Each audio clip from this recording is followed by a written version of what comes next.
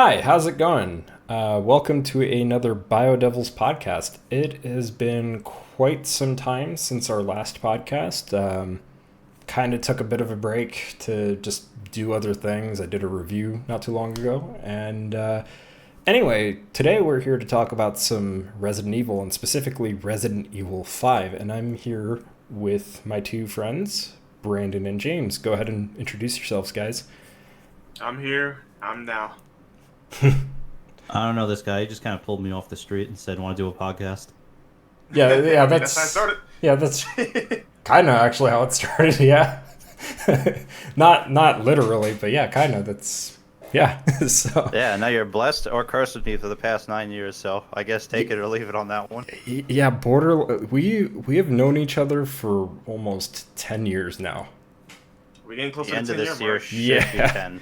Yeah. By 2025, we will have known each other for 10 total years. We're old. Should have pointed out. Yeah. Yeah, So Knowing each We're other old since we're people now. teens or early 20s, and here we are, peaking 30. yeah, I think I was 23 or 24 when I met you guys, so I was 19. spoilers if you can count. I'm out of the 20s now, so Yeah. I've reached old man status. I'm We're not far off. Yeah, I'm not too far off there. So, anyway, Guys are a little bit behind me. yeah, but not too far off. But anyway, Resident Evil 5. This is a game that we're all pretty much expecting to be the next remake in the main line of Resident Evil remakes coming up. At least that's what it seems like Capcom is doing, is just moving forward instead of backwards in terms of remakes, and not really delving into side games either. Resident Evil 5 is just a very interesting and very unique game in the sense that it's a lot like Resident Evil 4, right? But at the same time, it's a far more grounded game in terms of like the lore and just the overall like story that it tells. And I guess just kind of starting off, like assuming that things are going to, let's not say drastically change, but things are probably going to change for better or for worse with Resident Evil 5 Remake story. What are some of the things that maybe you all would expect out of a Resident Evil 5 remake, or what would you want in a Resident Evil 5 remake in terms of changes for a new story for that kind of remake? Truth be told, like, a lot of what's there, the framework, is fine. They really don't need to change anything about the story. If anything, just either recontextualize, or sure, they can add some little extra nuances or whatever, though, but the framework is there, is fine, right? But I'm actually going to start a little bit backwards. I'm going to start with the end, right? Resident Evil 5, by its nature, was a very conclusive game, right? No Yeah. cliffhangers, none of that bullshit, right? Because the thing I'm noticing with the remakes, particularly Resident Evil 4, like they keep on setting up the next game, right? For 5, what they should do is not set up the next game and just leave it conclusive on what was there, the story was told. As in Wesker's End, the Stars sort of reunion and whatnot. Like, keep things conclusive without having to set up the next game, because it's not necessary for them to like cliffhanger Resident Evil 6 as a next remake, right? You know what I mean? Okay. So they should leave that alone as far as like a conclusive ending that Resident Evil 5 originally set. How about you, James? What do you think? I generally agree with Brandon on it. I wonder if they really will set up the next game, considering what a behemoth RE6 is. Then again, Capcom has surprised me before with big projects, so I'm sure they would like to fix one of the black sheeps. Although I don't think RE6 is the worst game in the series, but it certainly gets a bad rap. So, yeah, that's all I got right now. I'm kind of gathering my thoughts at the moment. So, like, going off of your point, Brandon, just really quick, because I kind of wanted to throw my 2 cents in here. I could maybe see Capcom actually not necessarily hinting at Resident Evil 6, although that might be the likely scenario, right, is that they end up doing that, which might not be for the best in terms of, like, just the way that the original ended, right? Like, and comparing that for a remake. Because RE5, yeah, when you really look at it, it does, like, at least in a manner of speaking, kind of conclude a story arc, or maybe even arguably concludes Chris's overall story arc. If you considered it before, like RE7, what was it, Revelations 1, all these other games that kind of came out after the fact, right? Well, in the case of Rev 1, it is a prequel, right? So you Yeah. let that slide. Yeah, but you get what I mean in terms of like every game that kind of came out after, like where Chris shows up, right? Like I don't think that like they necessarily need to allude to those things like coming up, right? However, I do want to play a little bit of devil's advocate, because Revelations 2, right, kind of takes place in between. It takes place in between 5 and 6. I think it literally ends when 6 is about to start, at least for the portion where Chris is going to China, if I remember right. It's been a while. When it ends, it has she's talking to Pierce, and it's after Chris was found in that bar, so it's in between 6. Okay. Yeah, I never realized how. I kind of forgot about the ending for Chris, where he looks like an RE8 from 6. Like, oh yeah, it happened before. Yeah. I completely like mind wiped on that for the longest time. Yeah, because so like I could kind of see them maybe like alluding to that. I mean, I know like Revelations 1 and 2, they were fairly recent games when we really think about it in the grand scheme of things. Like Revelations 1 came out like 12 years ago at this point, and I don't know when Revelations 2 came out. I forget, but 2014, I believe. Oh, so not that long ago. And sorry, I thought my cat. How long has it been? 10 years. Well, like 2015. So 9 years. Okay, yeah. So it feels like yesterday. Anyway, I mean, yeah, it's been some time, right? Feel like yesterday. Yeah, it's been some time. Like, and I'm not necessarily like opposed to the idea of like remakes of those games either, especially for like Revelations 1. Just from a mechanic standpoint, I think that game needs more of a remake in that front, more so than anything. But we'll talk about that some other time when we talk about the Revelation series. But I do think that like an RE5 remake could at least hint at like other RE games besides just going straight into like what's going to happen with RE6, right? Because we already probably could surmise that an RE6 remake would come. Capcom did, I think this was like a few months ago, or like last year or the year before, they did a survey asking fans like, hey, we know you guys are enjoying these remakes and enjoying these new games, but what would you want to see more out of Resident Evil in terms of like remakes and stuff like that? And, you know, they had listed like a bunch of other titles that I don't think that they would have brought up if they didn't know that people would have been somewhat interested in those games. I mean, they literally listed like Survivor and like Dead Aim and stuff like that, which I thought was really cool that they even did.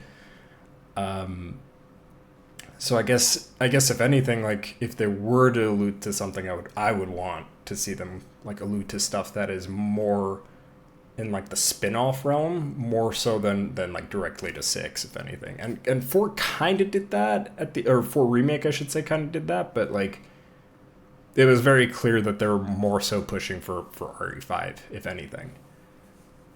All right, yeah, that's exactly what they're pushing for. And on the West Coast Volunteers, you literally see everything Resident Evil 5 related, so it's pretty obvious what they're going for. Yeah, the setup's pretty on the nose. Yeah. I mean, it was 90%, 90% like RE5, but there was an image of Chris from Revelations 1 as well in there. So it's all I'm saying is that there's no like, I guess, no real reason why they couldn't do like a Revelations remake, right? Chris, Revelations 1 was on the monitor. That doesn't make sense. Yeah. I know it takes place after 4, but it was not during 4.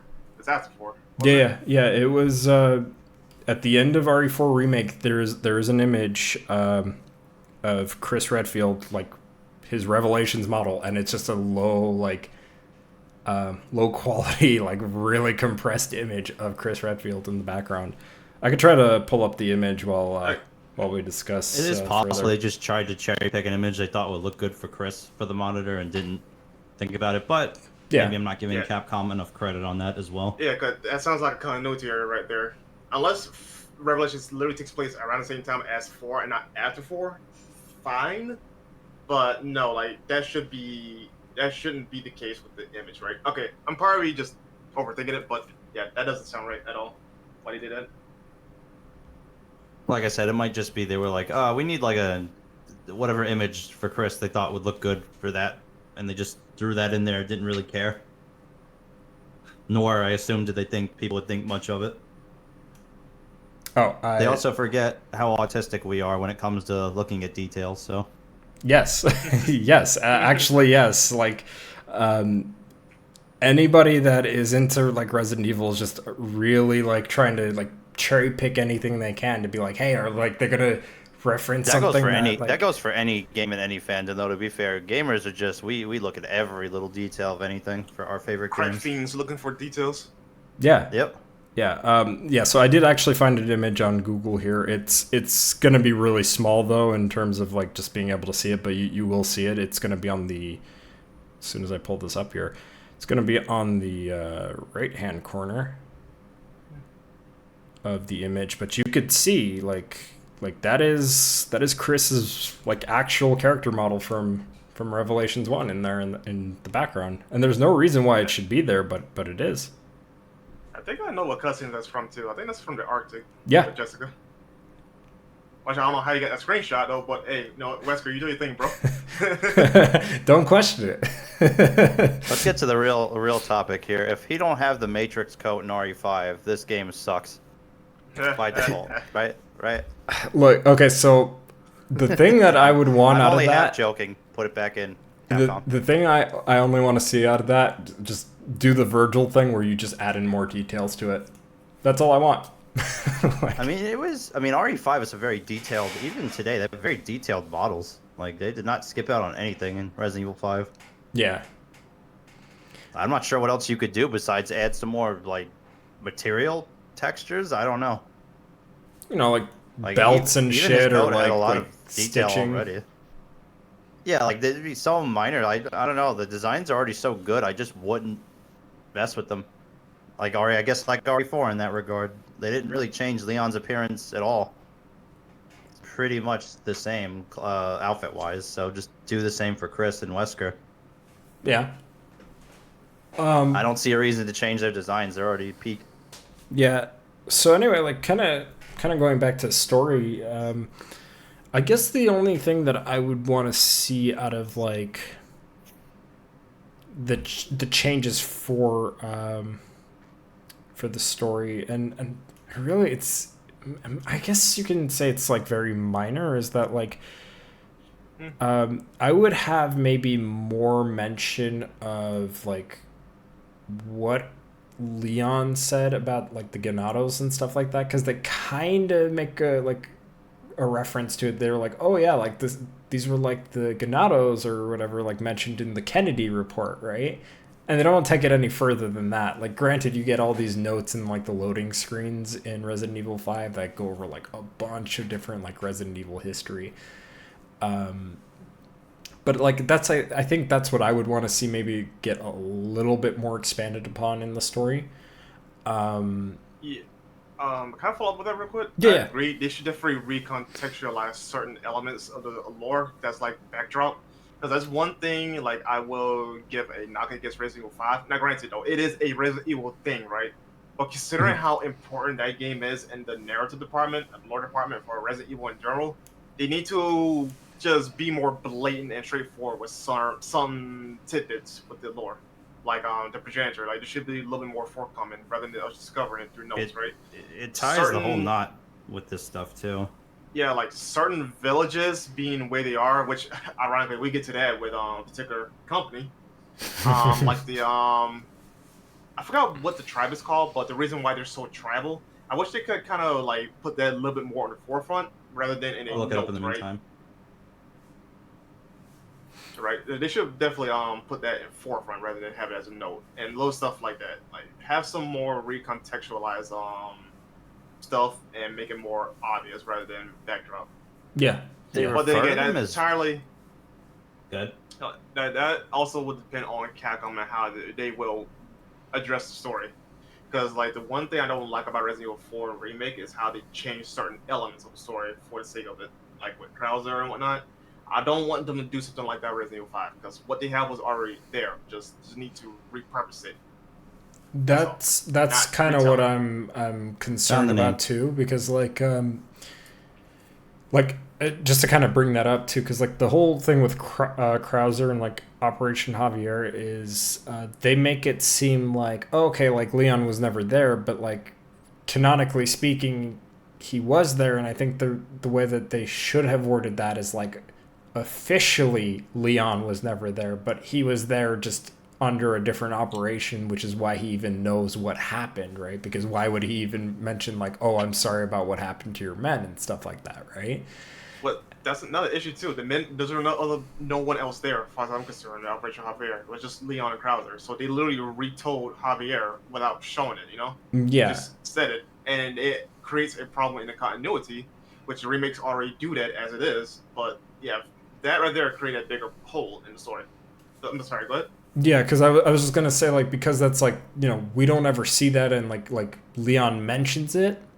It's like, okay, the way that they wrote that like story point is like they imply that Leon was there, but like Krauser doesn't know, so he's just talking to him as if he was never there. But like canonically speaking, because those portions of the Chronicles games, the original stories, those are canon. So like the stuff that happened in Operation Javier, that's supposed to be canon, and that conflicts with RE4 Remake because they try to bring it up. I kind of wish I like that they brought it up. I just wish they didn't bring it up the way that they did. Otherwise, I would have preferred them just not covering it at all in RE4 Remake, and that's kind of what I'm concerned about moving into like RE5 Remake, where like there's going to be some context there they might delve into. You feel like they're gonna muddle things, right? Yeah, like they're gonna delve into some context, right? And like it's cool that we see it, but then they do it in a way where it's like, well, you changed it, and now it really conflicts with the story that you've created. Because mind you, like I'll go back even one more remake, RE3 remake.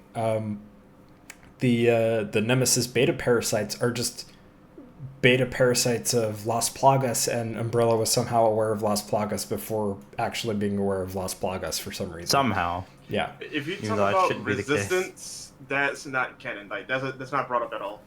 Oh, I thought it was brought up in RE3 remake. No, that was resistance. No, that's fine. We're safe on that one. Oh, okay. So, but had that been right, like that would really conflict, right? Because it's like, how do you explain that? Because it's like, if these things existed and you knew about them, how come we didn't see these things come up sooner? And there's a whole spiel of like what could go wrong, right?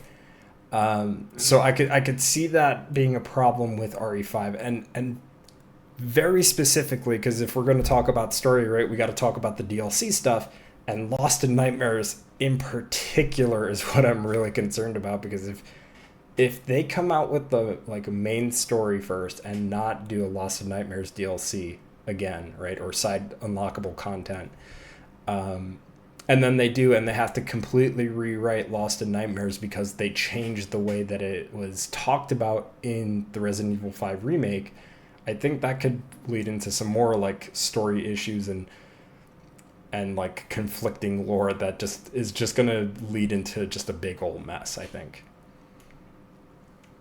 Resident Evil's lore is a big old mess. I hate to tell you, buddy. Well, I know that, but like a bigger mess than what it should be for the context of that game, right? See, Aria lore is technically a mess though, but it still can be pieced together properly to where you can make the story out of it, or look at another source that recontextualized a quote unquote messy lore point, right? The problem with the remakes is like they just remaking them, and that could take into account of what was established and what was contextually important from the original games. Like Resident Evil 2 is definitely guilty of this. Resident Evil 3 is especially guilty of this, and 4 has some very, very hard points that it should took into account with like Operation Javier. Yeah, it's kind of like since we're on the subject, it's kind of why I think like why I like the original Resident Evil 5 story and lore so much, because like in context it tries to like bring in all the things from past Resident Evils like into the forefront as far as like what is like the trigger for that story, right?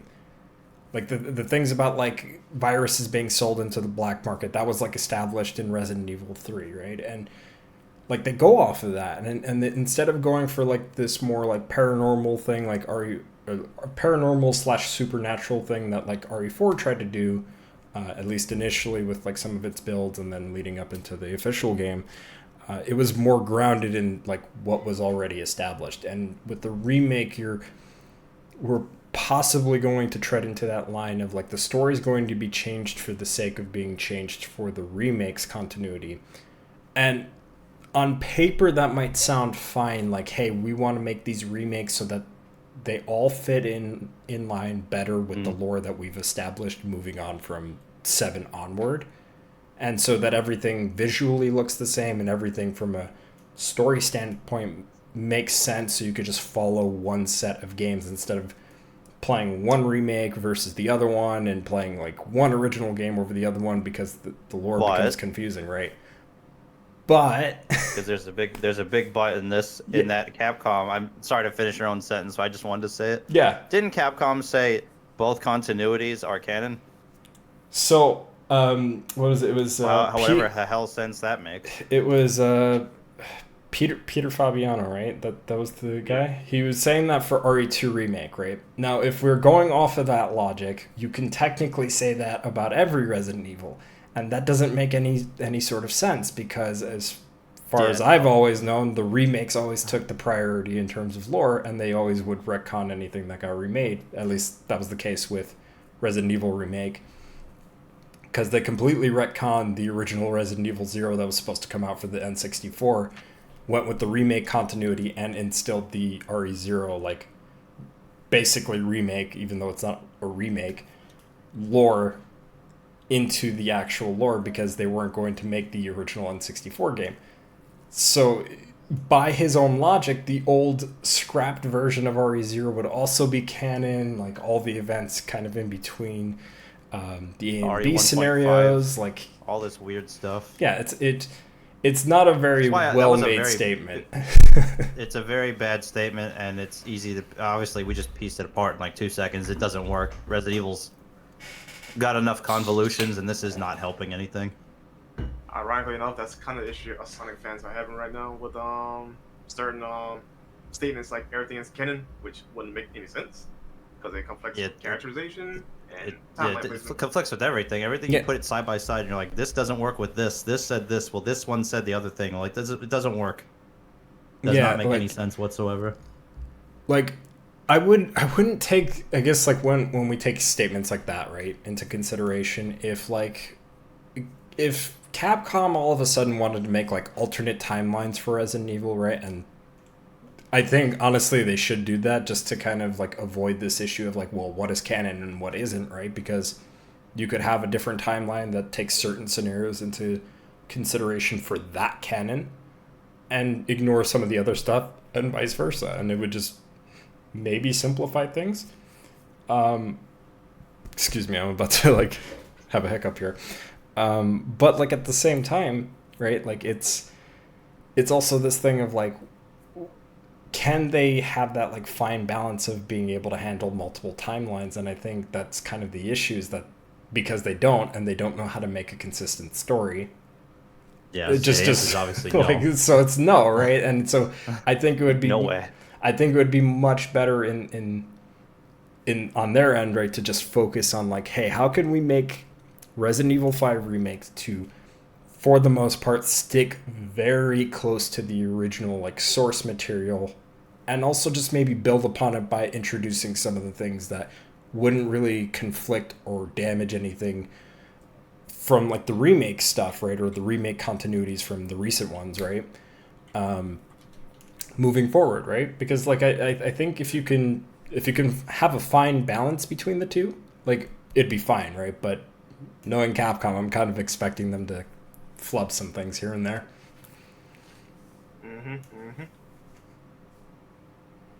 This is why I prefer the original continuity of 1 through 6. Even though 6 has its issues, I'd still rather put it in there than not, I guess. I like the remakes. I just don't think their stories replace the originals. I think the original storyline was better, personally. Yeah, I definitely agree, especially since I'm a lore head. Like I look at every detail possible, and considering how well things were lined up properly from 1, 2, 0, Code Veronica, and all that stuff. With the remakes, not only just a cosmetic sense though, they changed way too much of the story. Where like there's like little, not only Easter eggs that are lost in time, like the whole John Ada thing, but some things just wouldn't make any sense. Yeah. This is why when RE4 was coming out, I was championing they should be mostly 1 for 1 and maybe just expand some things they could have, and that's it. Personally, that's what I would have done. Otherwise, the game would have been like beat for beat the same thing. They were down the middle on that one. While they did do that, at the same time they did change some stuff that didn't need to be changed. I would keep the new combat.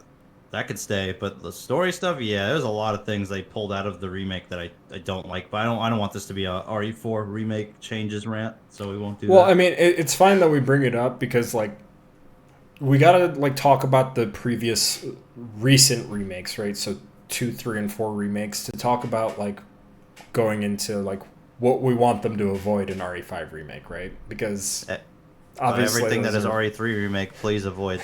There, I kept that simple. Yeah, so like I don't know, like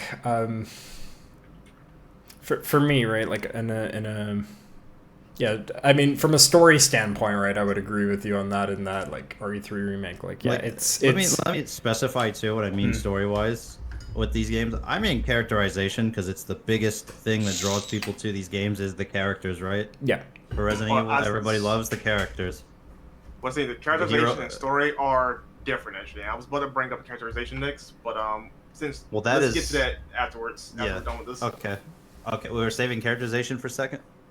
Yeah, because those two aren't technically the same thing. That's my bigger pet peeve than the story itself. Yeah, that's my bigger thing than the story. Yeah, so yeah, like anyway, I would agree in terms of like, yeah, maybe not do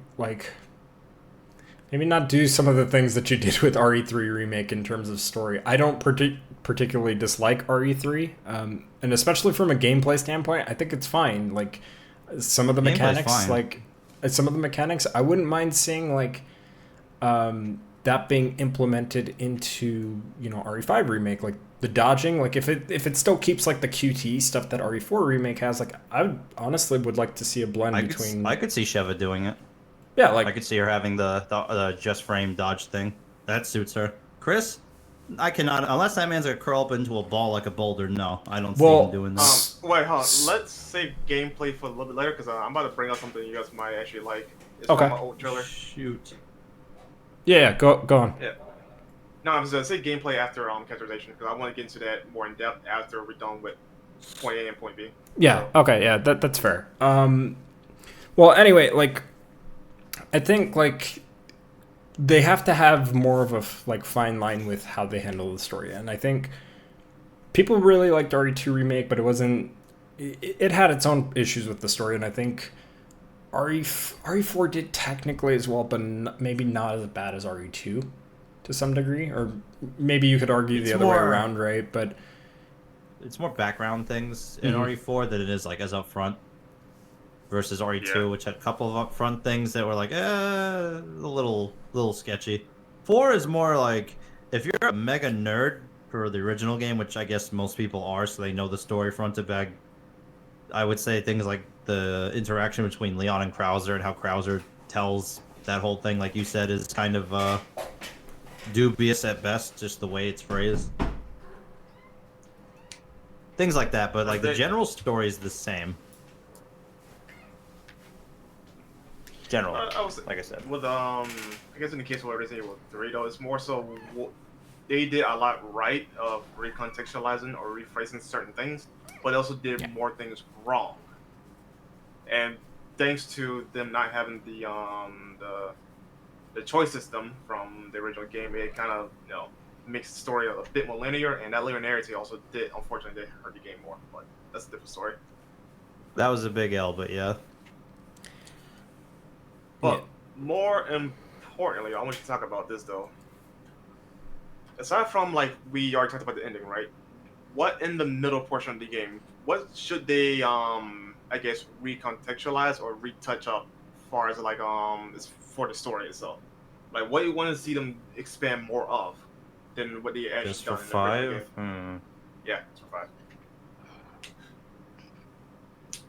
You know what they That's could tough they could for me, at least. expand upon a little bit, because like Mhm. they kind of assumed that you might have watched the CG movies and you might not have, like Tricell's like involvement with Umbrella, or at least the remnants of Umbrella that were controlled by Wesker.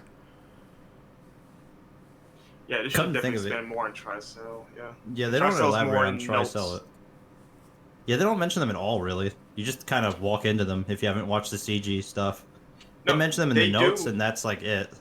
No, they do mention them in the core narrative, though, right? But you don't know enough about them. To know more about them, you have to read the notes within the game.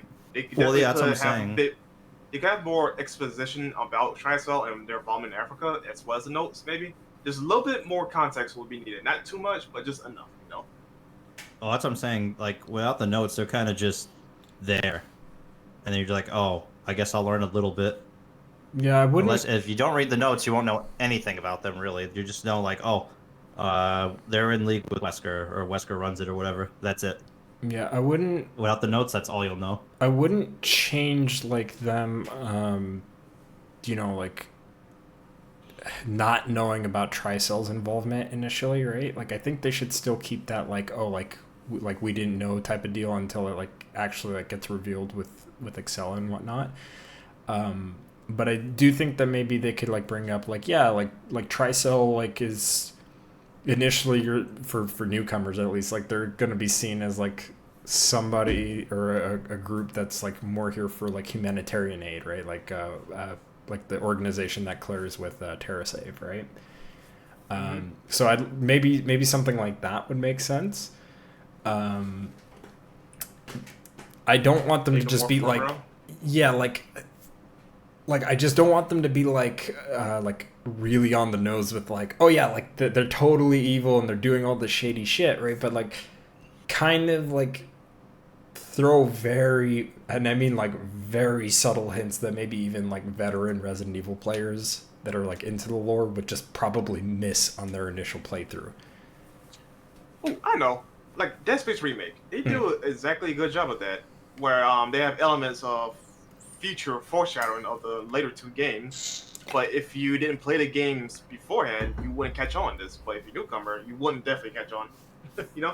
Like, they could pull something like that with Tricell, or at least initially, right? And then obviously make out this their evil and shit. I like that. I like that idea.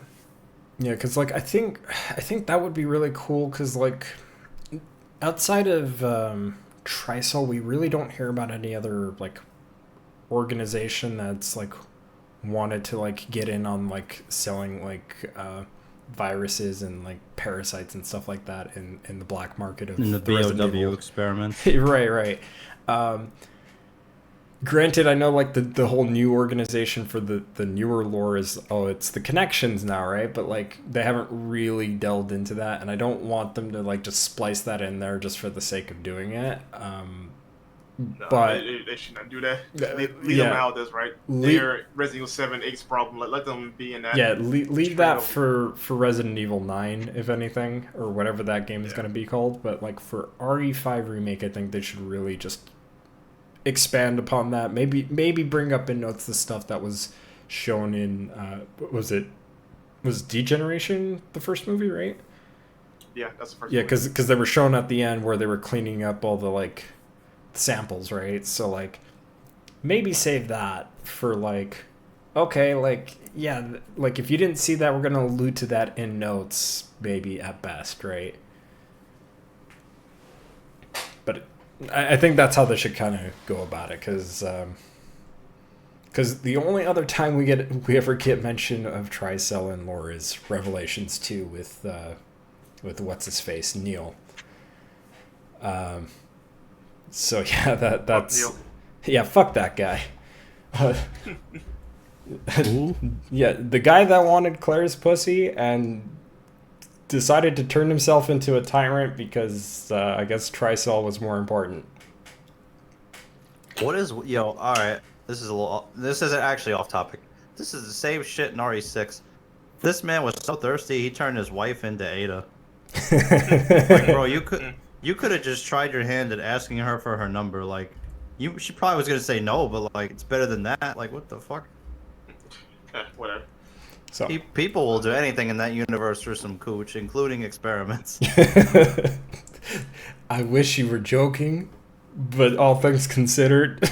Hey, if they remake RE6, they can make Simmons less of like a creepy weirdo and like completely nonsensical reason for that whole thing to be happening. Please. Thank you. When the time comes to talk about RE6 and a potential remake for that, we will definitely talk about that in detail. Also, I swear to God, if they keep it's a side joke I was gonna make. If they keep his transformations, I'm gonna turn to Samuel Jackson. Transform one more goddamn time. I dare you. I double dare you, motherfucker. Turn into something else. Well, yeah, I think that's what I would change. But like, I guess, what are some of the things that you all would want to see changed? Like in maybe not even in the middle, but like kind of just going from the end of the beginning into the middle, like leading up into that middle point. What would I change? I want them to show us more soldiers instead of what we had now, because like we only had like what 2 teams in the game that have been killed off left and right, and we didn't see them in action or see anyone in action afterwards, right? Because I know contextually speaking, like they couldn't afford to send anyone else, and we technically went rogue from BSAA to continue division. But like it just felt like, okay, we only got like 5 guys here, 5 guys there, and then suddenly, that's it, right? Well, and the But teams were because split up in different sections too, right? So yeah, like we don't see enough of the teams in play, right? We only see like very, very handful, right? And considering the operation at hand, though, you think there'll be more guys, right? So I think we should at least visually see more of the teams, right, and then see them get taken off. I disagree. Josh you've seen him in Mercenaries. He clearly can solo all this stuff.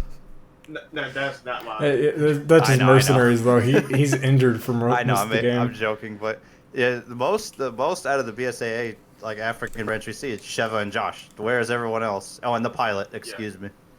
That's it though. Like, where is everybody else? It's just those 2. They're like the African branch. They're just them. Yeah, like, I just want to see more people get involved in this because, like, considering how big the operation is. Let's see.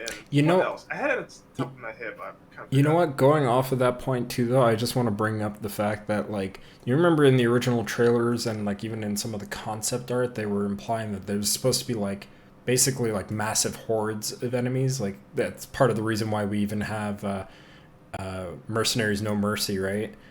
And that was basically the original concept for just the main game, was that you were just going to be fighting off hordes of enemies, way more than what Leon ever had to deal with. Do you think that that's something that they should kind of like show and imply? Show an escalation of Wesker, pulling up the Plagas, because it was him, right? It's been a while. No, that was no. Jill. Okay, it wasn't. But That's why I asked. I get. I know what you're trying to say though, but that wouldn't work for that little particular moment because that was just them showing us what happens to those people, and that did its job itself, right? I think Dom Miz like, no, since we're inside a freaking town, right, we should see more people trying to gang up on you and you trying to escape that, similar to how it was in the original game in RE4, right? Yeah, well, that's what I was. Yeah, because you gotta remember the original RE5, like in the beginning of the game, you're actually just pulling up to a quarantine zone that's being guarded by like this militia, right? And that militia is like having like basically like ethnic cleansing wars and stuff like that. It doesn't really delve into like the main like plot of RE5. There's just some background knowledge of that, but like you're mostly in a quarantine zone, right? And at least in the original concepts of RE5, and I think it was like the first 2 initial trailers, there was supposed to be just hordes and hordes of enemies, right? And I think like maybe like initially we don't get that, but like as we progress through the story, especially towards that middle portion, they could lead into that, right? Because like, I mean, this is a big area of Kijuju that we end up like exploring, right?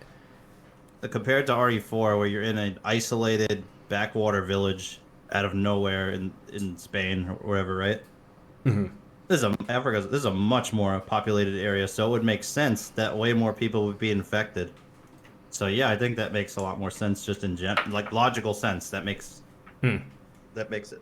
I agree.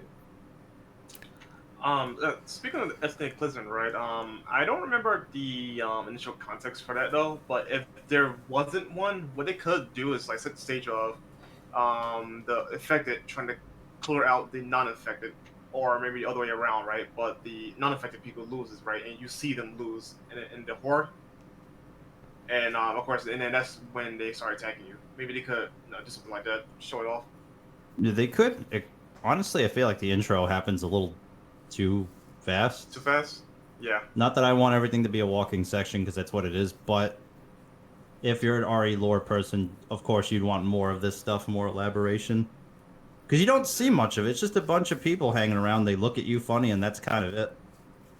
You just get the only impression you get from that is you are not wanted here, and that's it. They don't really elaborate on much else. Yeah, and you know, I'm glad you brought that up too, James, because like, yeah, when you first pull up, it's like you can walk around a couple of alleyways and like it shows some things that like that's implying like, yeah, this infection rate is so high that people are literally getting abducted left and right, because this isn't just the Las Plagas from Spain. This is an enhanced version that, if I remember right, was enhanced with T. Veronica virus as well, right? So like the infection rate of this version of the Plagas is higher than the other one, right? So like you would think that there would be more enemies, and I think that like leading up to what that, do they call right? it? Type 3 in this game? Type 3 Plagas, as I'm just reading. Yeah, and like I think leading up to that, like they should have a slow build up for it, I think. Right? And you could show like more shady or more damage to the village too. The village didn't look that terrible. Yeah, like I think right they could. Yeah, like if they expand the village segment and just have a slow build to it, like I think they could make it work. And especially like going back to RE4 Remake, like RE4 Remake kind of did the same thing that RE Village did, where like you can end up like going back to some of these areas, backtrack, and then unlock some extra areas that have like treasures or additional weapons and stuff like that. And I think that would be really cool to, you know, like do that from a story perspective, right? Like what if you go back and you like discover like this other character that was like hidden away or whatever the case may be, right? I mean, there's the one note about like in the village about the kid, right? Remember that one, the really disturbing one about the kid who's just slowly losing their mind. I forget if it's a boy or a girl. For which note and which area? I'm pretty sure it was the village, and it was them slowly recalling how things keep changing and everybody's acting weird, and then You talking about from kid, the tribal, the middle part when you start going around and go boat? I know there's no mention of what's going on with those guys and why they're so tribal. No, it was the village, the village portion. The beginning? Okay, I don't know. Yeah, I'm pretty sure there's a note about a kid being like, yeah, everyone keeps changing, things keep getting worse. Then they get infected and they start writing while they're infected. That, you know, we've had that type of note before where somebody's writing things out while they're becoming a Plagas or a zombie. Yeah, it's that type of thing. That one, I was like, oh, that's actually fucked up. I've never read this before until that one point, and I was like, oh, how come people don't talk about this stuff? This is great. Good background. It was detailing the background of the public assembly part of the game, if you want to go by mercenaries map names. Yeah, stuff like that is kind of admittedly lost nowadays in the current Resident Evil titles. Not all of them, just the little disturbing reading is not the same anymore. Doesn't hit the same. Again, it's disturbing when you realize it's a kid writing about, all their relatives are like changing and people acting weird and doing all the stuff they didn't do before. There's another thing I want to bring up too, since you're bringing up notes, right? the notes about the what is it, not documents, but the plagas being experimented on, right? I kind of want to see that expanded upon as well, and like see if like Chris would even mention or like talk about like T Veronica, considering the fact that he was in Code Veronica. Because I think that would be kind of neat for him to just bring up some of his experiences, even vaguely, right? I mean, even in normal RE5, even when they say, yeah, Tricell did this, but like they don't really elaborate that much. He's like, this was a dog. Tricell experimented on dog. Dog is now scary BOW. That's kind of it. They don't really elaborate or show much of it. You just kind of accept it and move on. They do elaborate on stuff actually. Just the problem is a lot of notes are ironically one note. Other ones they make it more they go into more detail about Tricell's involvements once you get around to find those notes. But yeah, they do have a lot of one note. Like the liquor was very surface level liquor beta. It's literally them trying to improve on the liquor from the past, and they failed. And that's it. That's like the clip notes. They're dissatisfied because it has the same issues as the original. Mm-hmm. Yeah, they don't go in detail with that. But that's it. That's all they really say about it. I'm kind of done with this topic because I have nothing else to add, at least immediately right now. So I kind of want to go into characterization, which I think is where most of the fan base starts to squabble. Yeah, so which I don't blame them. It is very important in Resident Evil with the characters and how they are portrayed.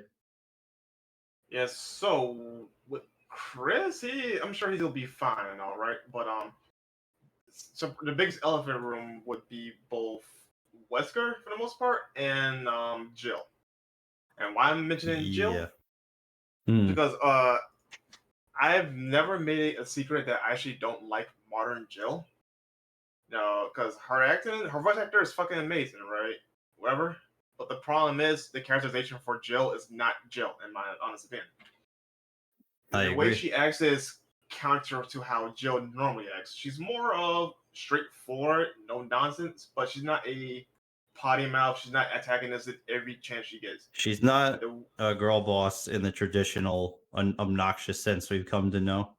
Yeah. She's not obnoxious with her attitude. She is badass, but she's, I guess, more realistic, maybe. To me, at least, I feel like the original Jill was a bit more realistic as a woman. Not realistic. She's more mellow, right? She's not how to put it? She in Resident Evil 3, right? Yeah. Okay, so I got to the set stage here, right? So for Resident Evil 3 in both games, right? Jill and Vanilla, she went off on, like, say, Carlos and someone else, right? And rightfully so when she found out they're working for Umbrella, right? Yeah, but logical times to be angry. After that, though, she put her differences aside and decided to work with them because it makes sense. It's survival, right? But in Remake, though, almost every chance she got in the early portion of the game, she was just being snippy, snide, and antagonistic towards Carlos, right? Like, of all the times to be, that was not going to be one of them, considering that your lives are in their hands now, so you kind of got to suck it up and work with them, right? But the issue I have with Jill is I don't like how antagonistic she is, because she's never like that, like 24/7, right? Especially since how much profanity she has. I know me as an adult and me complaining about fantasy, right? But Jill in that game, on God, curses more times than she ever has throughout the whole series. And it's cringy too. I feel like I'm looking at a whole different character. Now, fast forward to the last movie that came out. What was it called again? The last CGI movie? Fuck if I remember. I didn't watch it. I watched it. I thought it was okay, but yeah, I have to look up again. Yeah. Was it Infinite Darkness? No, Infinite Darkness was the Netflix show, right? What the fuck was it? Yeah. I forgot what's called. Anyway, the last movie, what I took issue with is that Jill still acted like how she was in Resident Evil 3. She didn't change or anything, right? Like that, right? So, set the stage again. Resident Evil 1, Jill was kind of cowardly, to say the least, right? She gets spooked up very easily in contrast to everyone else, right? Death Island. Resident Evil 3. Yeah, Death Island. Thank you. It was Death Island. Yeah, I was gonna say Vendetta. I'm like, no, that's completely another stupid movie. Resident Evil 3, she was more take charge, went up, no bullshit. She took on a freaking tyrant, right? And again, keep going on and on. Though Jill becomes a bit more seasoned, more stone cold, right, and in control of herself. In Resident Evil Death Island, she still acted like how she was in Resident Evil 3 remake, but and not as bad or as obnoxious though. But it's still noticeable that she was rude to Chris and whatnot for rightfully being concerned and telling her like, yo, you being a little too reckless for certain missions, right? And I'd say that's pretty rightful concern to mention, but Considering she went Joe... missing for like how many years between Lost in Nightmares and the main entry of 5, or the main story of 5, I should say. Yeah, so like just her attitude towards him and your situation, just this is not Jill. She's always more composed, not antagonistic. Yeah. Also, I don't think she would talk to Chris like that, considering their relationship. Exactly. Doesn't make any sense. That's my big issue. Just the way she talked to Chris in particular is just awful. Like, I mean, okay, I'm probably over exaggerating though, but the point is that Jill wouldn't act like that normally in the previous games. Yeah, especially not towards Chris. To my recollection, I've never seen her demean Chris, of all people, considering she knows how he is. Yeah. He is too competent for her to talk like that, in my opinion. Yeah, it's and I'm assuming we're talking about characterization right now, right? Yeah. So like her, granted, like where she's going to be seen the most is not even the main story per se, because obviously she's going to be under control of Wesker, right? And we only see her for a short moment not being controlled, at least in the original. And it's mostly going to be Lost in Nightmares and Desperate Escape, right? And so like how she's going to be depicted in those is going to be really, it's going to be concerning if she's still acting the same way and not acting, I guess like What's the other games? Soft spoken? Yeah, like I guess like more like a seasoned character, like a person that is like, okay, they've gone through this shit and they're not trying to be an asshole towards anybody. They're gonna try to like, work with the other people that are working with them to get them out and make sure that everybody goes home, right? So that's kind of what I would want to see out of Jill, and not like, this is Umbrella, these like fucking assholes and whatnot. Like, I guess immature is the right word, or bratty. I don't know. That's the first 2 words with her for RE Remake. That's why I said antagonistic. Yeah, it's just very antagonistic. Yeah, antagonistic, bratty, immature. All those go together.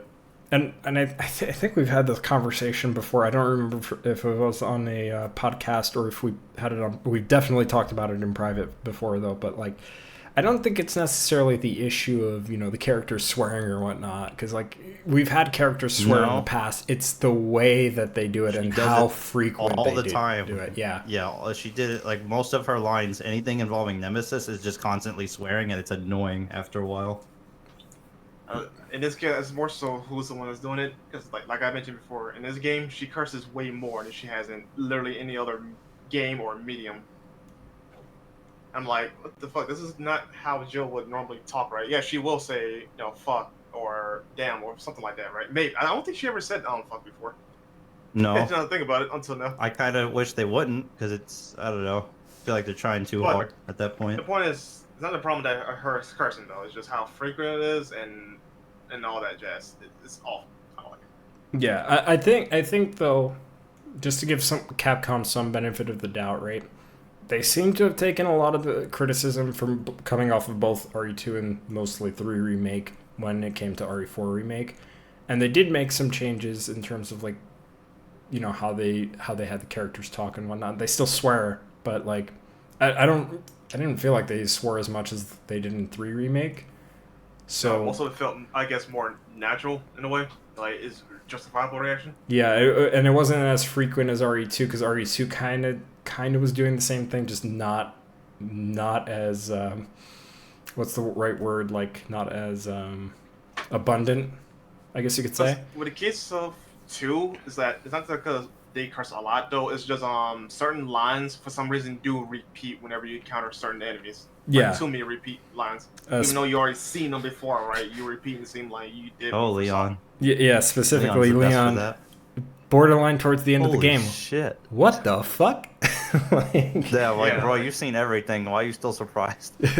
yeah. So, Yeah, like, I think it's the issues the scripting of the lines being placed inside the gameplay, you know, not necessarily the lines themselves. Yeah, so I think just to give Capcom some benefit of the doubt, I think that RE5 remake they probably will just keep it to a minimum if anything. So that's where I'm hoping for. The other thing that I'm kind of a little concerned about is how they're going to characterize Sheva and Josh in particular. And the reason I ruined my man Josh. the reason why I'm bringing that up, and it's gonna lead into another topic we'll talk about later, right? But like I really hope that they're not going to change these characters and make them say certain things that like imply certain things about Chris that are not true. If I hear any racist bullshit from these characters, I'm going to string Capcom out. There you go. I'll say the quiet part out loud. They put any real-world political, social bullshit in this game. No, I'm not going to be having it. And I'm going to automatically say RE5 original is superior by default of that. Have some all I'm asking Capcom to do is have some fucking tact with this stuff, please. Like I guess you know, the most, if there's going to be anything like quote unquote political, right? And I would say just keep this at a bare minimum. Just talk about like the situation that's going on in the fictional country of Kijuju, right? That's it. And just leave it at that. Leave it at the beginning. Don't talk Keep about the politics it, right? relative to Resident Evil's politics, not real world Yeah, politics, basically. please. Yeah, like if you want to tackle a serious subject and especially in a region like Africa, right? Like, I mean, I'm not saying don't do it. Just do it in a way where it's actually well done and not like, oh, well, like, you're just a white guy in Africa. Yeah, like, you're white. How would you know it's suffering? It's like, don't even, bro. Don't push that button. I'm glad you guys mentioned that though. Like, I'll say we could have saved that for the IGN stuff though. But We'll talk about the IGN We'll- stuff for we'll sure. I cook just that wanted next, to bring don't that you up. worry. Yeah, like, I do want to bring this up though. Actually, I was watching Mudahar on video on the subject of RE5 and IGN, and he brought a good point. Like, they could actually take inspiration from the real life issue of what's going on in that continent, for all the guerrilla warfare and whatnot, and still use it as a basis and maybe, you know, as a thought provoking type thing for the current day audience. Because let's be honest here, Resident Evil 5 kind of didn't necessarily showcase the upset that's going on in that continent. They could definitely do it here this time, right? Just not a patronizing, preachy way of, you know, you're a bad guy here. The way original 5 made it out is that Africa was relatively fine until the Plaga showed up, which no, that's definitely would not be the case in reality. yeah, They have far they more definitely- issues before the virus. It definitely could have some form of extra context of, yeah, there's still civil unrest here though, right? But what's going on here is a different ball game. But anyway, We'll see if to get- Capcom has like I said, the tact. Again, that's my favorite word right now. To weave that into the story where it actually makes logical sense, but we will see. Yeah, but to get back to the thing we were talking about before, just saying with Jill though, like, just do not, just, I hope she's written well in this game and not how she is Resident Evil 3. Simple as that, right? Yeah. You guys mentioned Chris, right? I think Chris is going to be mostly the same because, let's be honest here, right? He's kind of the same character for most of the game, right? He's Wasn't until always Resident been Evil- one note. Wasn't until Resident Evil 5 where they gave him an extra, like, oomph to his charisma. Well, that's mostly because of Roger Craig Smith, though. But the point is that, yeah, Chris is a lot more outgoing and stoic in 5, 6, and onwards compared to how he was in 1 remake. well, going off of that too, really quick, I would argue as well that because of the added context of Lost in Nightmares, which they don't, at least in the original release, we didn't see that until after the fact, right? They went with this like characterization that he's kind of had enough of this shit because he's seen so many of like essentially his close friends and partners die, right? Like, and so he's just fed up with it, but he's as Chris does throughout the series, he's doing what he can so that he keeps the damage to a minimum, right? Because he knows that like, yeah, the fighting might not stop, but like somebody's got to step up to the plate and stop it, right? As much as possible. Mm-hmm. So like, I do think that they should, you know, definitely emphasize that like that's what he's doing and that's what he's there for. But maybe also like expand upon that just a little bit more as well, because, you know, we, as far as we know, we're not getting a Code Veronica remake, so maybe kind of imply some things about like how he's been feeling post Code Veronica as well, because technically 5 is the direct sequel to Code Veronica more so than anything. So I feel like that would make sense as well. Yeah, because freaking stars though, when Chris got quote unquote swole and got on steroids, which is stupidest thing. I still don't understand why people think he's on steroids, right? The context was there when he, for starters, was fighting Wesker. He was fighting Wesker in Code Veronica, and he got trounced in the physical department. He had to outsmart Wesker to even hurt him, right? Then you go to Resident Evil 5, where he's fighting not only a stronger Wesker from Code Veronica, but he could barely land anything on him. He took a lot of damage from Wesker, that, all things considered, but he couldn't do much to him either. And not just Wesker. I was gonna say real quick, not just Wesker. Look at all the monsters he had to fight. He needs the physical strength to keep up with all that crap. He was doing fine already prior to finding all the monsters, though. That's not the point. The point was Wesker was his motivation to get stronger physically to deal with. I'm not disagreeing. Like the main propellant is Wesker destroyed him and Veronica, so he tried to bulk up to try and compete with him. The smaller enemies, to say, were the byproduct of him getting stronger. No, they're the victims in this case. I feel bad for You're just my grind set. They are dead. Yep. Yeah, you're my grind set. But yeah, so like I hope they still keep that nuance of Chris losing to Wesker twice, and for him to get strong to actually hurt him, because he did hurt him in Resident Evil 5. He managed to push him back. He couldn't do that before, in the previous encounters he had with him. Like, that's an accomplishment. And matter of fact, actually, what I want them to do is to better display Chris' growth and strength against Wesker. Like, actually do something in the fist fight, rather than just what they have via gameplay mechanic. Like, I want to see it in the cutscene of him actually going toe-to-toe with Wesker enough to where, like, it shows improvement, but he still ultimately would lose against Wesker because, you know, he's still a fucking unit. At least make Wesker try a little bit more. Exactly. Because ultimately, though, Wesker still got pushed, but I want to see the choreography on cutscene, not just gameplay. Yeah. Yeah, and I think that's going to be super important as well, just because of the fact that, like, Chris is, like, I don't want to say he's, like, hell-bent for it, but, like, he's, like, he's just set on, like, this is what I'm going to do. I'm going to, like, figure out, like, if Jill is actually alive, I'm going to figure out what's going on here, and I'm going to stop Wesker and hopefully put an end to this, at least in terms of Wesker, and avenge my comrades. Which, by the way, I also want to bring up, too, because this was kind of going back a little bit to the story, and I hope they keep this in the remake, is that Wesker was using his samurai edge in Resident Evil 5 original, right? And they don't obviously say it in the original game, but as far as I recall, there were developer comments mentioning that, like, when Chris sees that samurai edge, he's getting, like, essentially PTSD flashbacks of Resident Evil 1 and being reminded that, like, Wesker is basically responsible for all those deaths in Resident Evil 1, for all of his comrades from STARS. And that's, you know, that, like, he shows it in his face by, like, you know, being angry, right? And I hope they kind of, you know, keep that moment. Like, I don't even think they need to add on or change anything about it. Just keep that moment of, like, yeah, Chris is pissed because he's being reminded that, like, he couldn't save his teammates, and now he's being held at gunpoint by someone who he thought was his Yeah. his former comrade. It's all his fault, and he doesn't deserve that gun. Is how I would feel. On top of Yeah. all that.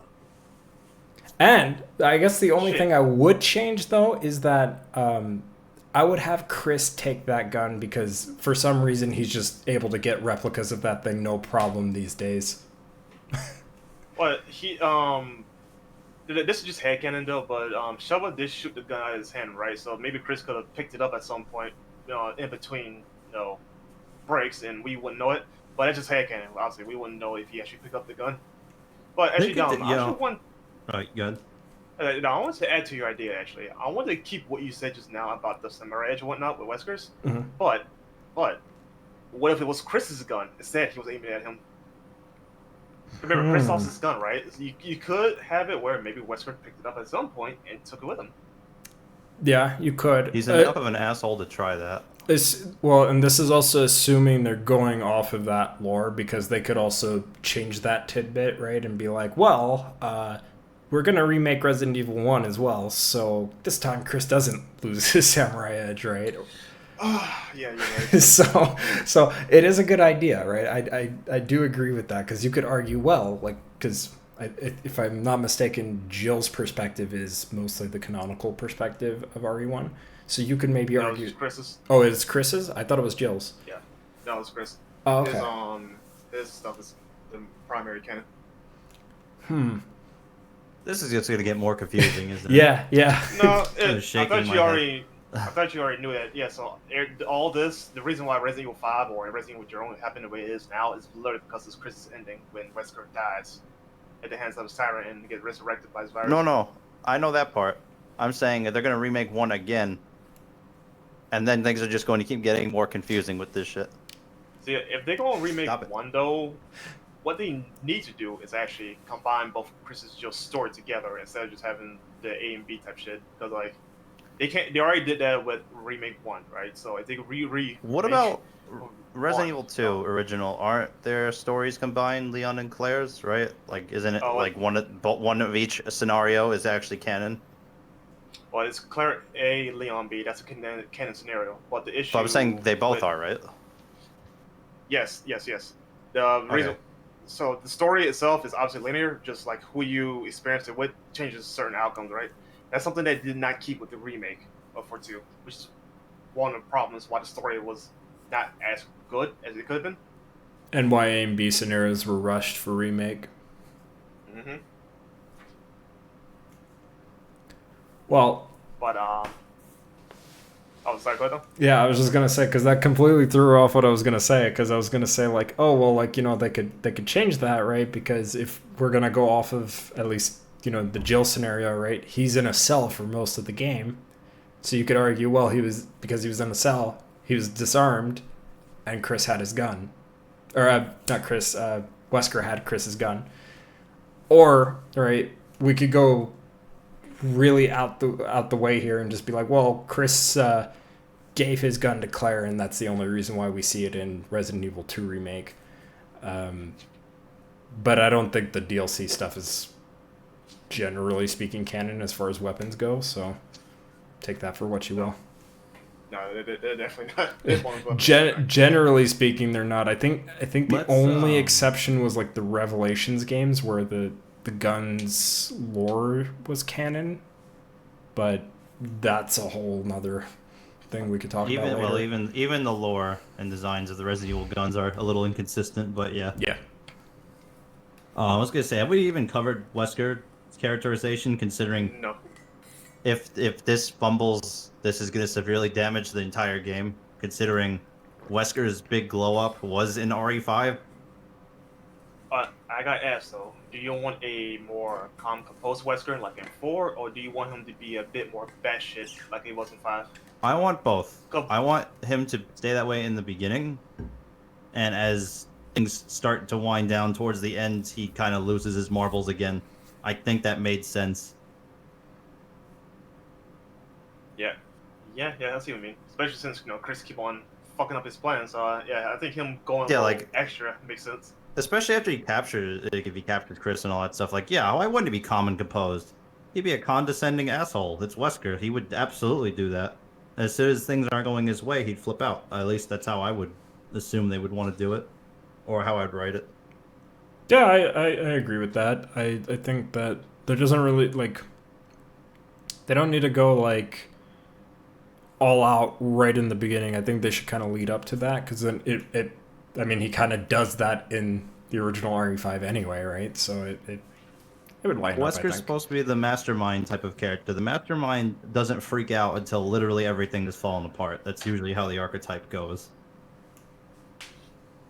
It wouldn't really make sense for him to pull out immediately and be this irrational, like, angry nut job already. Like, doesn't suit him. Doesn't make sense for him to be that way. This one department I think they should change is like, Chris, you already lost. That kind of little Bond villain monologue. That shit should go for something more substance for Wesker. That's probably my only issue with Wesker in 5 is some of his lines or dialogue does not make sense for Wesker considering how calm, calculated he is. So Gets saying a little like you hammy, already right? lost, huh? He gets a little over the top and hammy, right? Yeah, like no, dude. Lines like that don't work for me. A little too Bond villain, as you said. And I think that's what DC Douglas was going for, was more of a Bond villain type of sound anyway. To be fair, I might also say it probably also more than likely it's Capcom telling him this is the route we want to go with Wesker, so just do this. So I'm not going to entirely blame him if that's the case. Blame who? DC Douglas. DC Douglas. No, As his Dom was saying, the Bond villain thing, I'm like, it's more than likely Capcom who wrote that character that way. Yeah, I was talking about the lines, not the delivery of the person behind it. Yeah, I know. I was just saying that DC Douglas was kind of leaning into that, because, I mean, there's videos of him saying literally that, like I wanted to do a bit of this and also kind of mix a little bit of every Wesker while doing my own impression of it, and that's kind of how I came to that conclusion type of deal. Granted, His own take. DC Douglas, given the shit that he's done, he's not going to be Wesker anymore, and we're going to have the guy that was probably in RE4 do Wesker again in RE5, which that guy did a really good job as Wesker. I really enjoyed his Wesker. I have to brainwash the British voice out of my head. I'm so used to hearing Wesker that way. Yeah, that's another Which I thing. don't know how, because Wesker's American, right? Yes, so it doesn't. Where did he get the British voice from? Now that I think about it, DC Douglas. like, I know, you know what I mean though. Like, how did that happen? I like, okay, as crappy a person as DC Douglas is, I do have fondness for his Wesker. You know, it's been around for so long. I have respect for that performance. Yeah, like But yeah, it also doesn't make sense at the same time, type of thing. Yeah, if you think about it. I think I mentioned this in my review. I don't particularly like DC Douglas. I don't like his fucking politics. But I can't shit on his performance, even though I don't really like the direction he took with it. I think for what he did, it's not bad. It just doesn't fit Wesker per se. But again, I didn't think it was bad. I think the best way to put it is he can certainly act. He's definitely not a bad actor. He's just a bad person. Yeah. So, so like I think that's probably what we're going to see out of RE5 remake is same guy that did RE4 remakes Wesker. Maybe him doing like a slightly different take, make him sound a little bit older, since it does take place a little bit later in the timeline, right? And then just kind of go from there. And because we've only seen him act in one particular manner in RE4 remake, so it's going to be interesting to see, like, if he is reprising that role, right? How this new actor, well, technically he's not a new Resident Evil actor per se, because he's done voice work for the Outbreak games, but it would be interesting to see him and how he's going to evolve his iteration of Wesker, right? Assuming they're going to recast that actor. But leading into this, since we're talking about, villains, right? How do you think they're going to handle characters like Irving and Excella? I'm glad you said his name. I was thinking about it, and I was trying not to giggle to myself. A businessman with standards. I whatever they do is not going to top how stupid a character and how goofy he is in the original. I like him just because of his over-the-top performance. That's the only reason. I mean, If they want to turn him into a serious character, fine. But like, I don't know, man. I don't think you're gonna top how goofy that shit was. I mean, he is basically RE5 Salazar when you really think about it. Even his boss fight is basically just a recreation of Salazar. Yes. But he's like very like on that like New Jersey accent type of deal, right? Like he's just a guy from New Jersey, or like I don't know. That's like a New Jersey accent, right? I don't know. I feel like, okay, here's my question to you guys. How much campiness do you want to stay in Resident Evil? Because a lot of people like the silly, campy character stuff that's in Resident Evil. They've liked it forever. I'm a fan of it. How much of it do you want to be there? Campy. Campy, over the top. I mean, over the top. I'm not sure how to stay though, but like the way Capcom approach it nowadays is pretty good. Like it's more subtle than in your face nowadays. I guess. If you guys are fine with that, I was just curious. So I'm kind of down the middle with it. So I see where you're going with this. I mean, I'll put it like this. You know exactly what I'm talking about. I love the like really cheesy voice acting from across the series, like the dumb things that they've said that like, you know, you could get a laugh out of. I think that stuff obviously has its place in RE, and I think they still kind of do that in the remakes as well, just maybe not as memorable as those old games, but then again, these games are fairly new, and you know, if we play them over time, I guess we'll get used to them over time, right? But I do think that like Capcom also does a really good job at like doing these more subtle and serious things too. I think it's just having a balance of the two. Don't go one way or the other like too strongly. Just kind of have a middle ground, I guess, you know? Balance is key. Yeah, because like Capcom has always had these like really campy and cheesy moments with Resident Evil. I mean, Resident Evil in on itself is just a very cheesy franchise, right? But at the same time, it could have some serious moments too. So, you know, I think it's just finding a balance between the two. By the way, I don't know that's been I've seen that as a point of contention, even with RE4 remake. That was one point where people had quite a bit of discussion between the goofy, campy shit that they took out versus everything else. Yeah, like I know what they mean. Like essentially, the humor of Resident Evil has died down quite a bit in contrast to the older games, and that stems from day one to Resident Evil 5 and 6, right?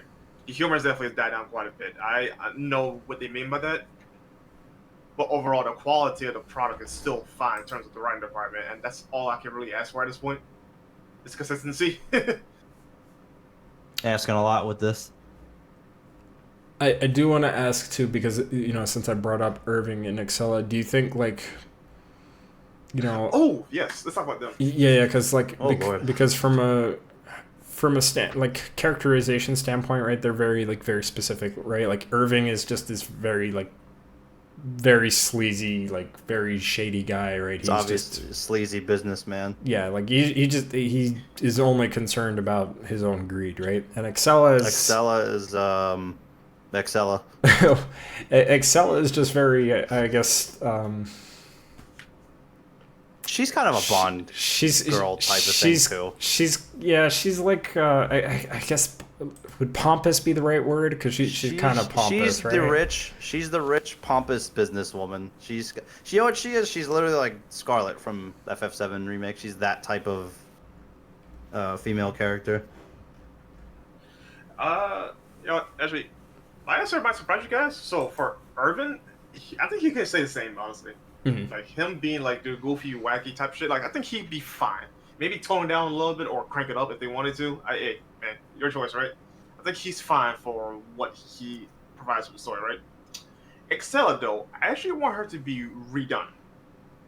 Yeah, I agree. I think she should be, for one, her design. Yeah, you think like, oh yeah, she's hot, right? But truth be told, I actually like her concept design way more. Than I what had we a got in the feeling final you'd game. say that. I'm I right agree. there with you because Yeah. she had more of this before RE6 was a thing. She had more of this kind of like Carla design, and maybe that's probably where they kind of went back to the drawing board and revitalized that design to bring in Carla for RE6, right? But I would argue that maybe this would be better for like an RE5 remake because I think visually speaking, and James got the concept art for me here. Or though she's hot regardless. Like visually speaking, I just think that this is this is better if we're going off of that point that we were talking about earlier, where like maybe like yeah, we're more aware of Tricell in the beginning, right? And for newcomers, they're gonna play it off as like yeah, they're this like eco-friendly company that's just trying to give like humanitarian aid right to these to these countries. Sorry, not companies. Countries that are struggling with like these viruses that are breaking out because of like illegal viruses being sold on the black market thanks to Umbrella's collapse, right? And so maybe she would want to keep up a specific appearance, and like yeah, I think that appearance is maybe a little bit more like more indicative of like kind of that like thing you would associate with like a humanitarian company, right? You wouldn't assume that this character was actually doing some shady shit in the background, right? Until it's She is revealed. the CEO of Well- Tricell, right? The African You branch, think- yes. You should think she would act, the boss would act a certain way. The reason why I say I want her to redone start from the design though is this is more subtle in her sexiness, right? What she was wearing in Five was now it's funny coming from me, right? Was a bit extra than was actually needed for. Well, you don't like that especially- she's dressed like she's going to the ball, or she's like wearing a cocktail dress and heels? Yeah, like it's even Ada wore more subtlety in her dresses compared to what Stella wore, right? That's what I mean. Like subtlety was actually worked to its advantage over what she had in base game, right? So, but more importantly, though, I think her personality should also have a little bit more subtlety, right? She could have been the Ada Wong for Wesker in terms of her flirtatiousness and her trying to get Wesker's pants. I think her being a bit more serious while being flirty will benefit her character, in my opinion, more so than what they had in original RE5. Mm-hmm. So not as cranked up, considering she's a very over-the-top character in her own right. Imagine, okay, like going off of that, right? Imagine if like they introduced this character earlier in the game and they just, they go off of this thing of like, yeah, she's totally a good guy, right? And like Yeah, like very friendly Two-Face type, right? Yeah, Shaking your yeah, hand and whatnot. yeah, and then they get to a point where they get into the fucking Tricell labs, later towards the game, and it comes out and she's doing the Jill line, right? Like that would be great. Like that would be great. Like, wait, hold on, I thought you were a good person. Who the fuck? What happened here? right, That kind of right. shit. Like Subversion. yeah, like that. This kind of sounds like you're describing Wesker a little bit too.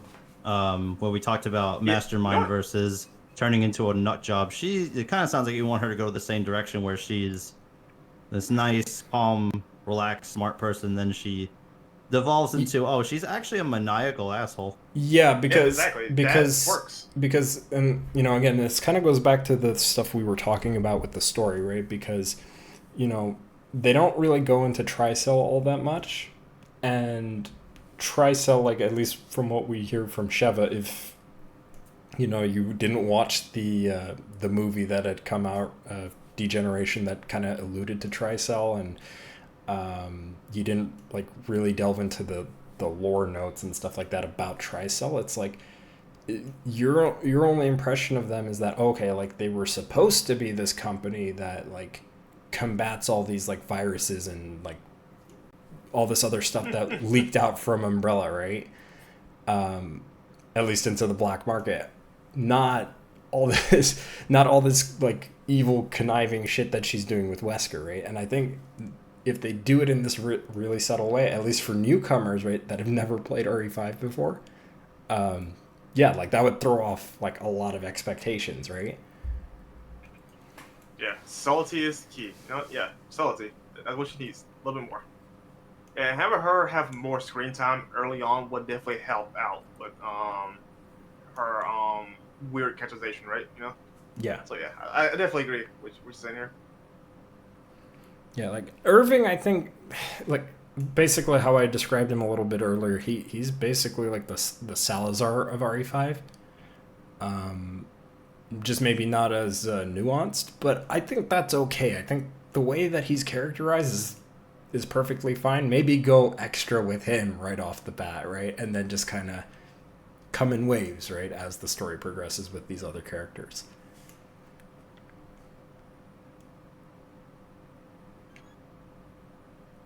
So, with that in mind, like I guess we can start talking about gameplay. Unless if there was any other characters you want to talk about really quick, or any other like story bits from going off of like the DLC, maybe.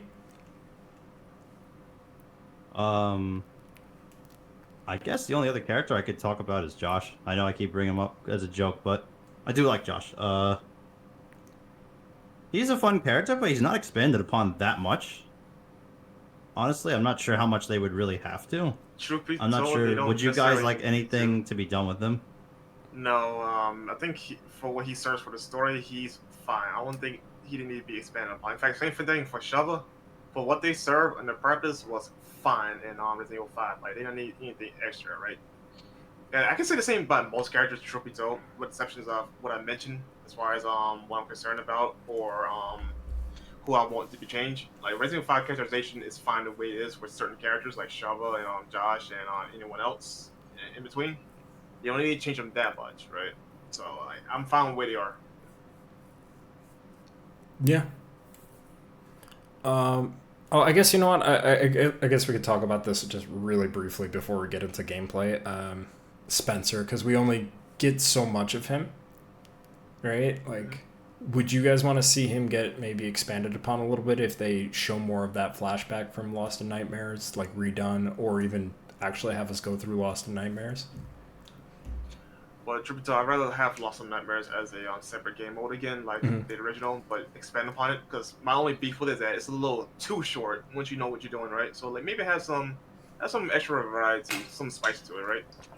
But that being said though, I still want the cutscene of Chris fighting Wesker with Jill. Like that should be still there, like same explanation and everything on why you know Chris is beefing with Wesker, why he's here, yada yada. The same context that was in the original should still be the same here. Mhm. I don't need to change it. All right. I take it James is not here, or maybe he agrees.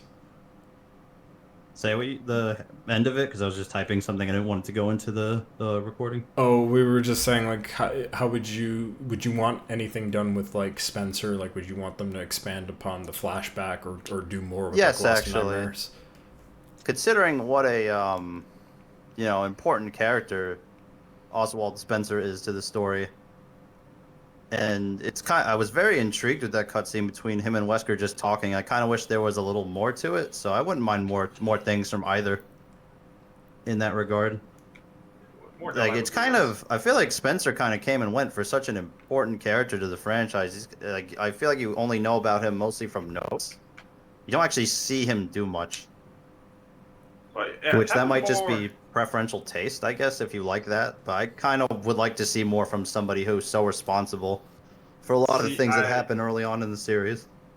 Okay, so in the context of Resident Evil 5, yeah, I don't mind seeing more of him though, but I disagree with that notion you just mentioned, considering how important he is. His actions speak louder than his words. All things considered. Yeah, that's why I said it depends on your preference. Maybe you like the other way around. That's why I said that. Yeah, like what they had So, with Spencer either way already can work. was already fine. They didn't need to do anything that much extra, right? But in the context of Resident Evil 5, yeah, I wouldn't be against seeing a little bit more dialogue between him and Wesker before he kills him. Because like that's what I'm saying. inevitable. He needs to die. That's fine. Oh, I They guess gotta keep it the same though. That shit was cold as fuck. You didn't have to do him like that. you know what? I just thought of something maybe a little bit different. Instead of him ripping, like his heart out from his chest, like, what if, because like RE5 was originally supposed to feature, I think T Veronica zombies and even like tyrants among like Las Plagas based enemies. Do you think it would be a good idea if, like, Wesker in that moment, instead of killing him that way, he infects him with, like, a variation of, like, Las Plagas or the T virus that makes him turn into a tyrant, essentially, right? That you have to fight before facing Wesker himself in Lost in Nightmares. That does sound actually very interesting, but I'm leaning more towards him just killing Spencer, alright? Or at the very least, though, like maybe do both, where he kills him, right, but he gets infected at the same time. Hmm. Now I think about it, actually, you know what would be a great I guess setup to that is where Wesker does kill him, right? But he gets back up the same way Wesker did when he got killed by the Tyrant, and then that's when you fight Spencer over Wesker. Because That could be it was interesting, never.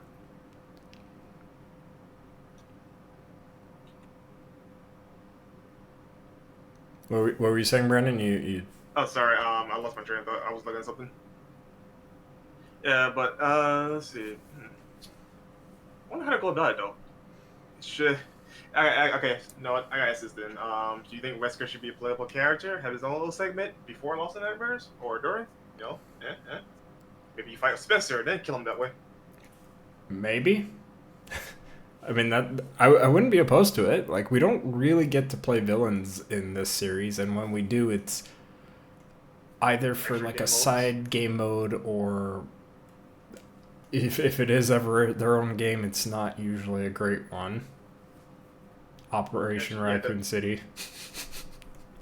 yeah. Aside from like the Chronicles games, though, like you don't play a lot of Wesker in the series, so it would be a nice change of pace.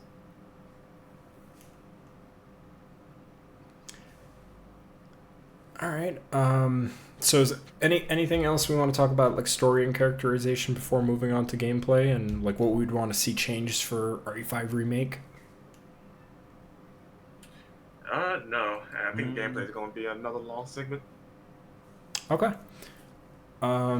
So, obviously RE5 was pretty much revolutionary for like its co-op gameplay, right? And basically enhancing what Resident Evil 4 essentially started. It was essentially a game of its time. And obviously things have evolved in terms of mechanics and just overall like animations and movement and whatnot. And also just Resident Evil in terms of like just tonally speaking, how they've been handling these games has changed as well. Granted, RE4 remake was generally close to the original, although it did splice in some more survival horror elements, making it feel more like a Revelations game. Do you think that they're going to go more that route again with RE5 remake, or do you think they're going to go in more of a action focused, like even more so than the original RE5 did in comparison? I'm gonna be quite frank though. 4 remake still didn't have a lot of survival horror elements. Like the closest thing to it was the freaking crap, what name escaping the regenerators in later happening game, and I guess maybe early game with the you walk into the cabin.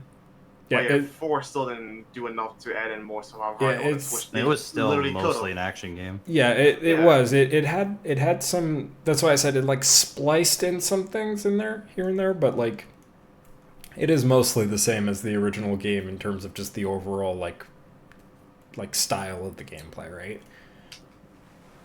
In this case, though, since they're in Africa, the continent, right? They have a lot more areas to work with. They definitely have the opportunity to add in a bunch more survival horror elements, even if it's like for maybe a couple chapters, like 2, 3 chapters. Mhm. The opportunity is there, and they should take full advantage of it.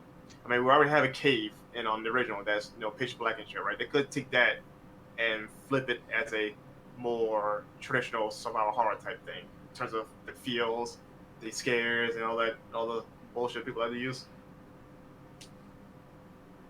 So So like, just expand the dark yeah. cave. Essentially, though, what I want is, I want them to take what they have in Resident Evil 4 and remake, and actually want to make it better, because good lord, 4 has a lot of problems with its gameplay. And second of all, actually try to incorporate more survival horror elements when it's appropriate, not for fan service. Right. Yeah. Bring back the dehydration or whatever that stuff Oh was. fuck no. No, I'm joking, obviously, but yeah, I remember that was supposed to be a thing. I'm like, man, I'm out of water. Guess I'll die. Yeah, or just stay in the shade. I think I that get was what they want to literally do the with that, but mechanic that's with like that. Yeah. too realistic. First of all, a little too somewhat realistic, I guess. Just completely unnecessary, and it would have why can't I use the right word for this? Divorced the gameplay too much. I don't know what the right word is. It's not hitting me right It now. just sound like a fun mechanic. Like you know, It just sounds like it's here. It detract. Thank you. It would detract. There we go. I thought of it. Detract from the gameplay. It doesn't need to be there. Yeah. You know how much shit I get a stand mode mechanic in RE6? That's how I feel about the potential dehydration mechanic for Resident Evil 5. It's just an extra step to hinder me from joining the game fully. Same shit. Man, the for, stamina like, mechanic ruins the melee for 6. Yeah. But I gotta ask though, Speaking of that, wait, with the blueprint for Resident Evil 4 remake though, Mhm. we already know that Capcom had an issue with the lack of iframes. They just call it like that, the artificial difficulty of the game, right? Do you guys think that Capcom will listen to some of the potential feedback on how the gameplay is balanced from 4 remake into 5, or they won't? Or they gonna be stubborn about it? I would hope so. I would hope they would try to tune it. I think, like, I think that would be the best approach is for them to, like, just kind of tune it, right? Where there's got to be, like, if you're going to do that, there's got to be some kind of benefit to why you're getting hit. Otherwise, like, not benefit to getting hit, but, like, why, okay, like, if you're able to do certain things, right? Why would a hit occur where it's might seem a little unfair, at least in RE4's case, right?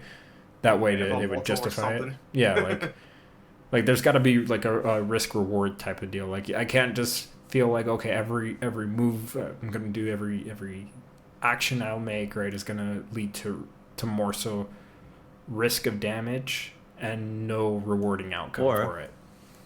Or especially in Chris's case, please do not bring back this thing where every character that remotely walks near my foot makes me freaking stagger and not move, and I can't do any actions. I don't know why that's in 4 Remake. I hated it there. It doesn't make sense. And if you're gonna tell me these little peewee guys are gonna like push Chris over and like make him stumble and all, like get out. I don't want to see that. I know I'm like on an unhinged rant on that, but that is what bogged down the gameplay for RE4 Remake. I don't want to see 5 have the same problem where my character randomly stumbles over nothing or somebody vaulted next to me so I have to fall over and not have any actions. Like, no. Get that out. Especially against Chris. There's no way these small-ass people are going to, like, knock him over. It's not going to happen.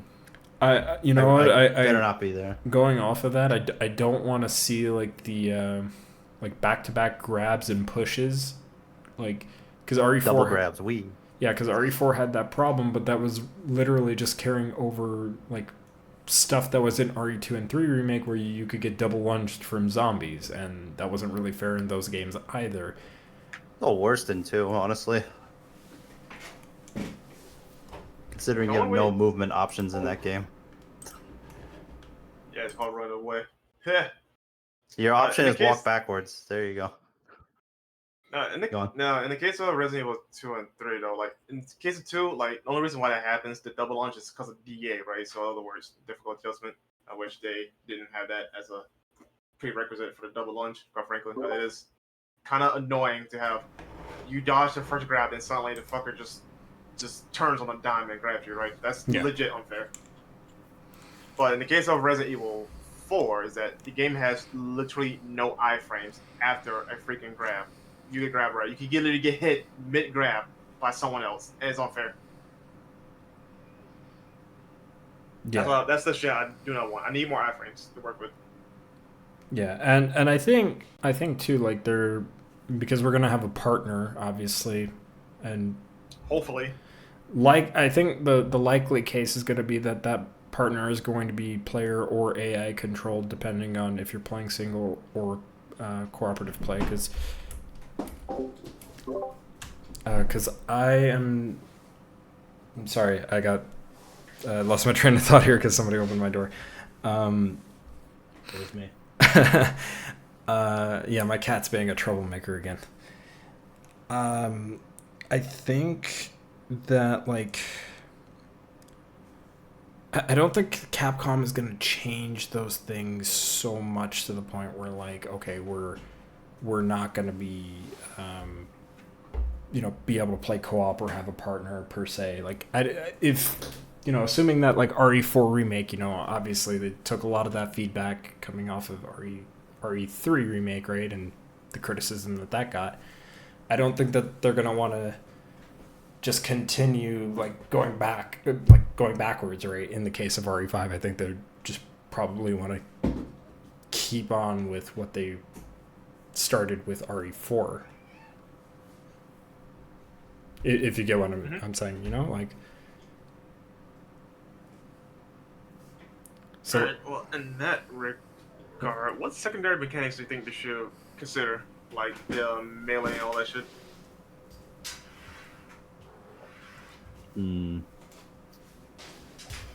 For me, if they decide, this one thing I want them to kind of bring back, and hopefully it works. I posted a video. It's timestamp. You will see it eventually.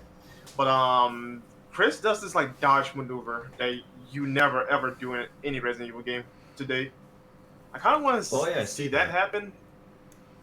I want them to utilize that as a mechanic. Yeah, I mean, I've never seen that till now. Oh. Hey. I kind of want to see them do that again. Basically, like, I wouldn't mind the like dodge mechanic from RE3 Remake if it was like combined with the, basically the melee counters from technically RE5 at this point, right? But RE4, RE5, like those like QTE counters and QTE moves where you could stomp. Bring back the stomp, by the way. If anything, give me an option to just, if you're not going to give me a dodge, right, give me the option to stomp like I'm Isaac Clarke in Dead Space, right? That's all I'm asking for. I don't like that I don't have a stomp in Resident Evil anymore. Sure, I'd be happy to take the block system. Brandon, you post that video and I see a lot of people saying this is what RE5 Remake should be. Yeah. But if anything, they could also incorporate a block like in Resident Evil Village and have you retaliate that way. A perfect block, retaliate, that kind of shit. Over dodging. Because admittedly, though, I don't like the roll for Resident Evil 3 because in certain situations it kind of was a detriment as well. Roll into more enemies. Yeah. You gave me this funny image now, and for the dodge, it dodges just as a hook every time. That's his counter. He'd be boxing. Yeah, it'd be like Carlos, just punch a shit out of them. Yeah, it worked for him. He punched out hunters. Yeah. Yeah, like so as far as like secondary mechanics, I'd be fine with that. I'm not so bothered by the knife mechanic per se. If like, okay, I have a bunch of knives and the primary one is repairable and we could get like better knives as we go, right? I like the idea that I think me and James were talking about the other day, where Chris could use his arms to like block and retaliate, and you maybe take a little chip damage, whatever, because you block with your fucking arms, right? So it makes sense. Yeah, like, come to think of it, outside of Wesker and a few melee moves, we don't see Chris show off how useful his built-up physique really is outside of just a few key moments, right? It'd be nice if that was a consistent reminder of gameplay that him bulking up has made a severe difference in how he handles combat. I mean, not just he does a bigger punch. Talking about like martial skill a little bit, like more yourself. Yeah, I agree. But like in terms of raw strength, though, actually 5 does, and 6 actually does a really damn good job of showing how strong he is. 6 does it to the best. I'm not saying they do a bad job. I'm saying we could expand on it a little bit more. 6, he just WWE's people and their head like blows off. Like, I don't know. I can't really argue with that. That's some pretty high strength. Do a little backhand one of those guys with a shielded skin, and you can break the skin. Like, holy shit, man. I'm sorry. I was gonna say too, because since you're talking about the stuff that we were talking about yesterday, right? Like, because I think that came off of like us talking also about like the body armor, right? Because we were talking about, okay, like, if they bring back the body armor, like, is it gonna have like the degradation over time? And I think we started talking about like, okay, like, what could they do to like change that? Well, like RE5 introduced the melee like vest and also the body armor that you stack on top. It takes up 2 inventory slots, but you can stack both for maximum effect. What if in RE5 Remake they introduced different styles of body armor, things that are more durable, that take less damage, maybe that are resistant to even being damaged entirely, right? Because in real life there is different types of body armor. One Holy shit, my cat is trying to open up the door. She actually tried to open up the door. Sorry about that, but like I was just so flabbergasted. She actually like tried to like turn the handle. Anyway, but I was saying like because you were saying like, oh, okay, like, well, like what if he could block and do counters and stuff like that? What if he had like a type of like armor for his actual arms that like completely negates damage? Because eventually you're gonna go up against enemies that are using like bladed weapons or even firearms, right? So you're gonna have to have specific types of armor to counter specific types of enemies, right? I wouldn't mind if some of his counters were more, I don't want to say CQC with his actual hands instead of just the knife, but like, I'm pretty sure Chris could like counter a lot of enemies that swing at him, like catch their arms and maybe like break it or something. Like he's insanely strong. That's the type of stuff I want to see. Like he just completely outclasses all the enemies, well, most of the enemies in terms of raw strength. Yeah, Like I would like to see him to have counters that shows him quickly overpower somebody with just his strength. That would be cool. I'm not saying he can't use a knife, but I do want to see him manhandle some of them. It'd be fun to watch. The knife should be a companion. If anything, if they're gonna bring back the knife, just make it unlimited again. And have the parry side to his I guess both the knives and arms. That's another thing too. Show me how different his knife wielding skills are from Leon, because I feel like both in RE4 to RE5, unless you're Jill, Chris and Leon have like the same knife moves pretty much. It would be nice if Chris handles his a little differently, just to add a little personality and show his training is different. He has like a big ass knife too, so like sure, like he should use that with a bit more force when dealing with enemies, He would probably use it more like a machete at that point. Like it's that big, might as well. Yeah, because I mean, just animation wise, right? Strictly talking animation between Leon and Chris, they have the same knife animations basically. To my recollection, I really don't recall them doing anything very different, not including a QTE melee attack, obviously. So that would be nice. I would appreciate if Chris handles his knife differently. Because like I said, the only character that's different is Jill. She stabs. Yep. All the other characters just take the big arcing swipe, and I'm like, okay, but would Chris just do that? His training is not Leon's training. They're different people with different skills. Show that more. Yeah. But yeah, if anything though, they're probably going to just rely more on his fist, more so than his knife. Which I still be fine with that anyway. To know that's more. You know what? Playstyle over Leon's. Let him use he could do something weird. They could put Sure, they won't do it because it's a little goofy, but like put the knife blade between one of his knuckles. I don't know. Let him do something weird like that as a maneuver. At that point, just give him brass knuckles. It's not unrealistic. People have done that. I was saying at that point, give him brass knuckles. Yeah, like I'm just saying, like there's a lot of ways he could use the knife or his fists that would be more interesting. Yeah, I agree. Keep the Haymaker though. It's pretty satisfying to knock like 10 enemies over one punch.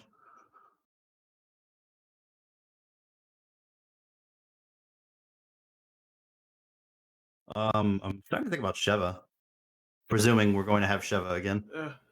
Yeah, I sure hope so. If anything, this would be a great time to actually have them be different from a gameplay perspective. Like the roll dodge will actually probably be a bit more appropriate for her, considering she's light and more nimble than Chris. Yeah, that's what I was saying. I was like, it makes more sense for her to have the RE3 Jill dodge thing. Yeah, and maybe have her rely a bit more on her knife and her kicks, just like every other female in Leon in the franchise. Also, I wouldn't mind seeing how Sheva fights in general differently because she's not different from Chris. She swings the knife the same and all that other stuff. I wouldn't mind seeing more of like, so what is the combat style of the African branch of BSA, right? Like, let me see what it's like, what different branches do for combat because they're not all the same. That's unrealistic. I mean, it's also kind of. I was just gonna say really quick. Mhm. It's also kind of weird because like Jill like does a shank, like straight up prison Yeah, she shank. stabs. So like, She's the only one with a different knife animation. I'm pretty sure everyone else pretty much does the same thing. yeah, pretty much. So that's why I was saying, I don't know if you heard me earlier about like make Leon and Chris because they're different people with different skills, but they have the same exact knife style of combat, which doesn't make sense. Chris does not have the same skills as Leon with the knife. His are different. But it should Yeah, be realistically, you given know, his training. So I'm saying differentiate that a bit. I would differentiate that also based off of the type of knives he's using because like he starts off with the kukri, right?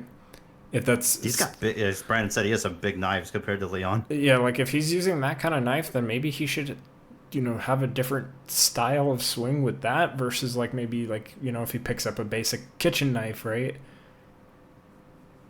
Like if he picks up a karambit, right? Like I want to see him swing it the way that a karambit should be swung and not the way that a kukri should be swung or how like you think a kitchen knife should be swung. That's like the Hulk picking up a knife, though. Like, it's gonna look funny, considering Yeah. how tiny the Karambit is. I Yeah, don't think it'd No, even fit in his fingers, but yeah. There's some pretty big karambits out there too. It ain't just one size fits all. yeah. I'm No, just but I'm just usually saying when you like it see would be. Karambits, they're generally like knuckle size. They're supposed to go that way. But that's beside the point. Yeah, I'm just saying like maybe do that because I'm also assuming that they're going to bring back that type of system where you find different knives and all of your knives are going to be on a like limit of like how long you could use them, assuming they're doing the same thing that RE4 Remake is doing in terms of its combat and gameplay, right?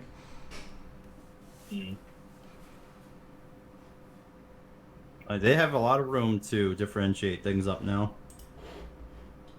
I guess it's more for if it's not functionality, personality, right? That's a big important thing for RE.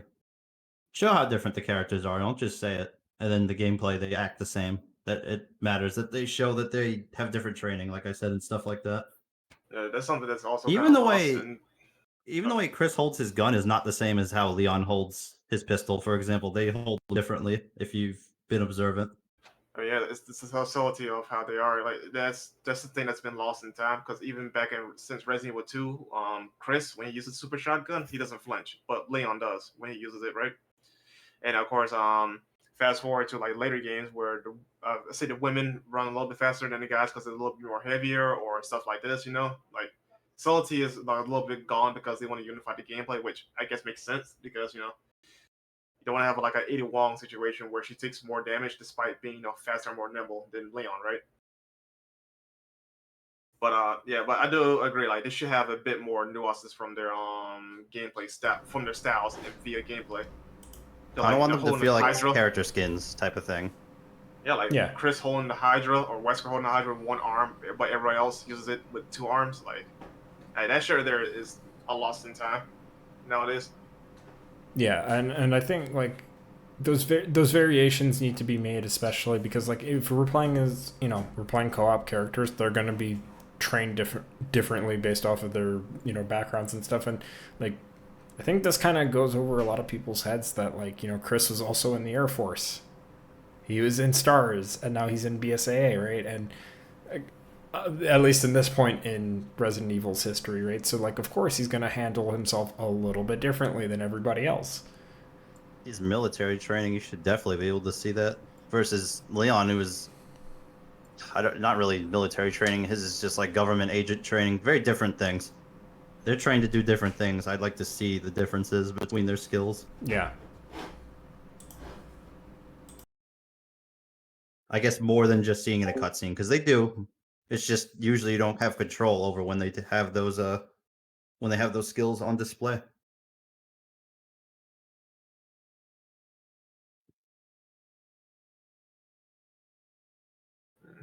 My apologies. I stepped out. What happened? You want to give him a quick one, Dom? Or the Dom rip? Yeah, whatever. I gotta ask this though. For Resident Evil 5 is like obviously mission select based, right? Do you think they will keep the seamless like point A to point B like they did with Resident Evil 4 and in the previous games? Or will they still keep things like locked out via mission based, but you still could potentially revisit another spot later in I another think mission? the So way like, 4 Remake did it was fine, for example. I yes, think it's but fine. do you still want mission select to play a mission like you did in the original or not? Yes. For the sake of convenience, yes, you could separate it that way to chapter select, is what you're asking, right? Yes. Chapter select is always a good thing. It should be in like all games. So yeah, I'll take it. I would take that. Like it wouldn't be hard to just play the game as a continuous format, and every now and then the chapter pops up. This is 5.1. We just stepped into 5.2. It's like okay, it could act like a checkpoint thing where you chapter select to just put you there. That'd be fine with that. I was gonna say like with the chapters, I wouldn't mind. I think those would be pretty nice to have that, especially like if you missed something, right? For people that like going for trophies in these games, like that'd be very helpful. And you know what too, like, because I don't know if they would do this, but like something that I think I've done this with you guys whenever I played RE5, where like when the time comes for that like Lost in Nightmares flashback, right? We like switch over to Lost in Nightmares, play through that before going back to the main story, right? Because they do the flashback, or play that first before playing the main game. And then like when the Desperate Escape portion is supposed to happen, we play through Desperate Escape before continuing on with the main game. And I think that'd be really cool if like they could implement something like that. If like assuming they're gonna have, like DLC. That is basically just recreating the DLC that we had originally, right? Yes. Keep things convenient. Yeah, I see what you mean. Yeah, like Yeah. so like I think that'd be nice because like if you want to do something like that, assuming they're not just gonna have that like kind of like a seamless thing, I think it'd be pretty cool. What was I gonna ask? Enemy design, right? Like, because we have a variety of different enemy types. We even have like variations of enemy types that we've had in, well, technically one variation of an enemy type that we've had in one Resident Evil game. Unless if we want to count the Chainsaw Man, but I'm more so referring to like the Licker, right? Licker going back to like RE2, right? And then they like The Licker made a new, betas. yep. But with them, truth be told, with this conversation though, like I don't have much to necessarily add because Capcom can literally do anything with the character designs, right? But what I want them to do is actually show like a good variation differences visually, because like you mentioned the liquors actually, because I'm about to bring them up. They're called the liquor betas, right? But they don't look different from the standard betas aside. I think it's standard just liquors. their head. Well, it's the head and also their size. They're beefed up. They're beefy little fuckers. Yeah, they're Right. Aside from that, though, there's Oh, not and their much tongue. of a visual difference. Their tongues are different too. But yeah, my point is that like it's not enough of a visual difference between the original liquors and the beta counterparts, in contrast to say the super liquors from Resident Evil 2, where they're greenish looking color, right? So they have to just do a better job as displaying the difference between liquor A to liquor B. Have you seen Also, the their concept behavior is art?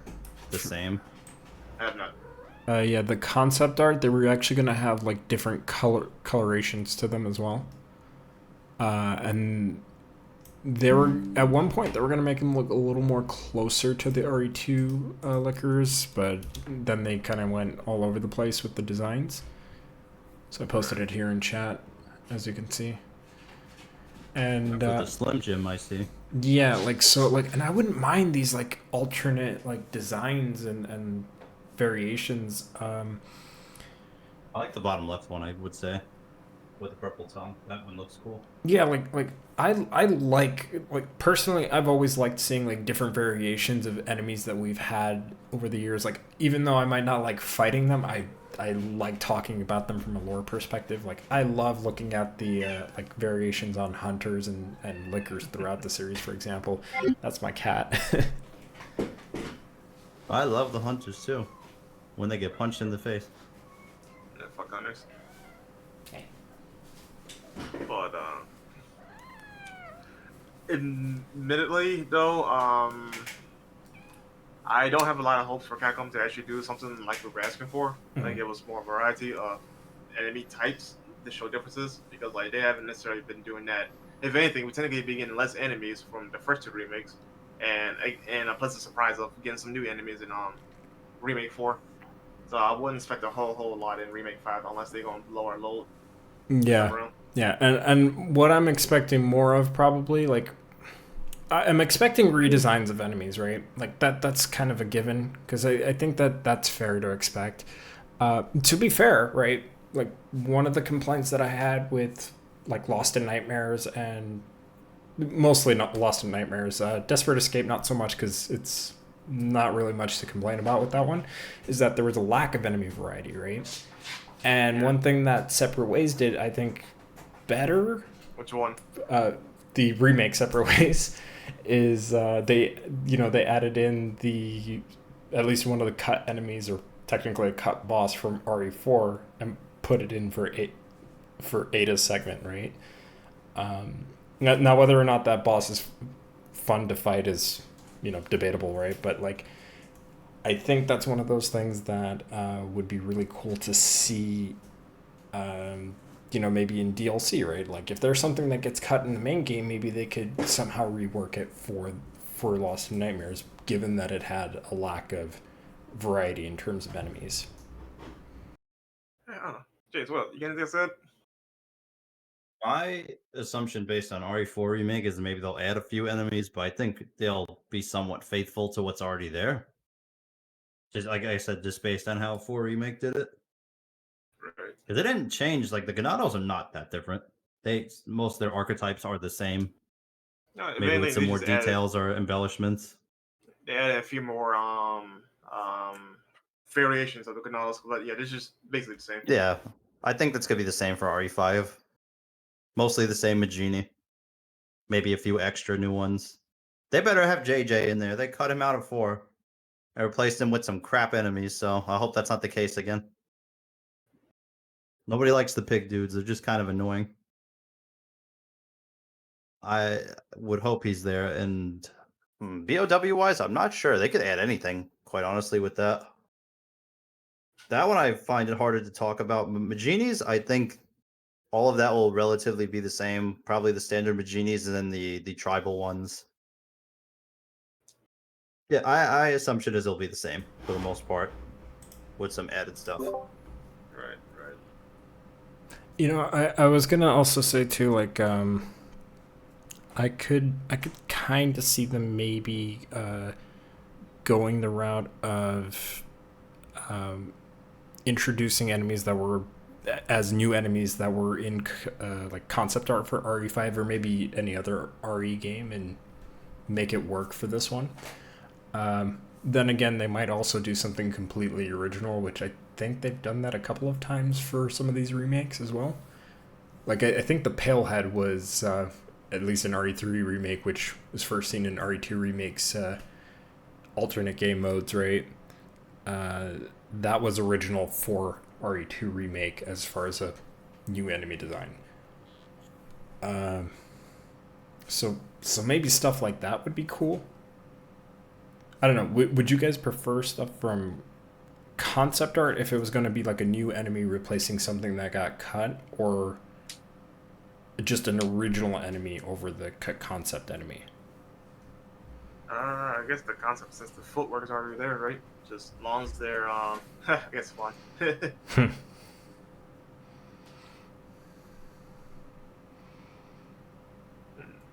yeah, that's what I gotta add on that subject, honestly. How much effort, really? Also, I'm going to step out for a second, so I'll be right with you. Yeah. You leave on the best part. Nobody gets to it. It's fun. Okay, yeah, let's go. Let's hear it. Yeah, IGN, man. Boy. Motherfuckers took us back to 2008 with this banger of an article they came out, or video, depending on how you consumed it. These motherfuckers had the audacity to say that Resident Evil 5 should not be remade but rewritten. And they had the audacity to bring up like freaking real life like political movements for as a basis because it involves black people. Yeah. Now, I'm gonna tell you this right now. I'm a black person, right? I play Resident Evil a lot. I do not give a shit if Resident Evil 5 was in Africa. For one, I'm not even African, so it doesn't matter to me, right, in that regard. But the point is that why does it matter that the game takes place in Africa, the continent, right? Yeah. Yeah, and which is... Well, I'm not done. Hmm? Oh, I'm not done. Why does it matter that we're shooting up black people? We live in an age where we have so many Resident Evil games that we shot up white people, Spanish people, European Spanish people, and Chinese people, and what other race, creed, ethnic background you're from. Why does it matter now that we're shooting up all these people? Like, what's the big deal here? Like, suddenly everybody's getting ass hurt about this again when we already addressed this years ago. Like, come on, get the fuck out of here. It's absolutely insane that we're going back to this just because of what modern politics. And none of this shit doesn't even apply to Resident Evil. If anything, I find this shit more racist that we should exclude quote unquote black people from being ironically getting shot at in a fucking video game where it wouldn't matter considering the context behind it is that everyone is trying to kill this one particular guy just because he so happened to be white, therefore it's an issue. Like, get the fuck out of here. Yeah. So stupid. And I also kind of find it weird, like, you know, it's like they're saying, like, people of, you know, all backgrounds can't get infected by these, like, viruses that turn them into these, like, hostile, like, beings. Like, they're not human anymore. And I was going to say...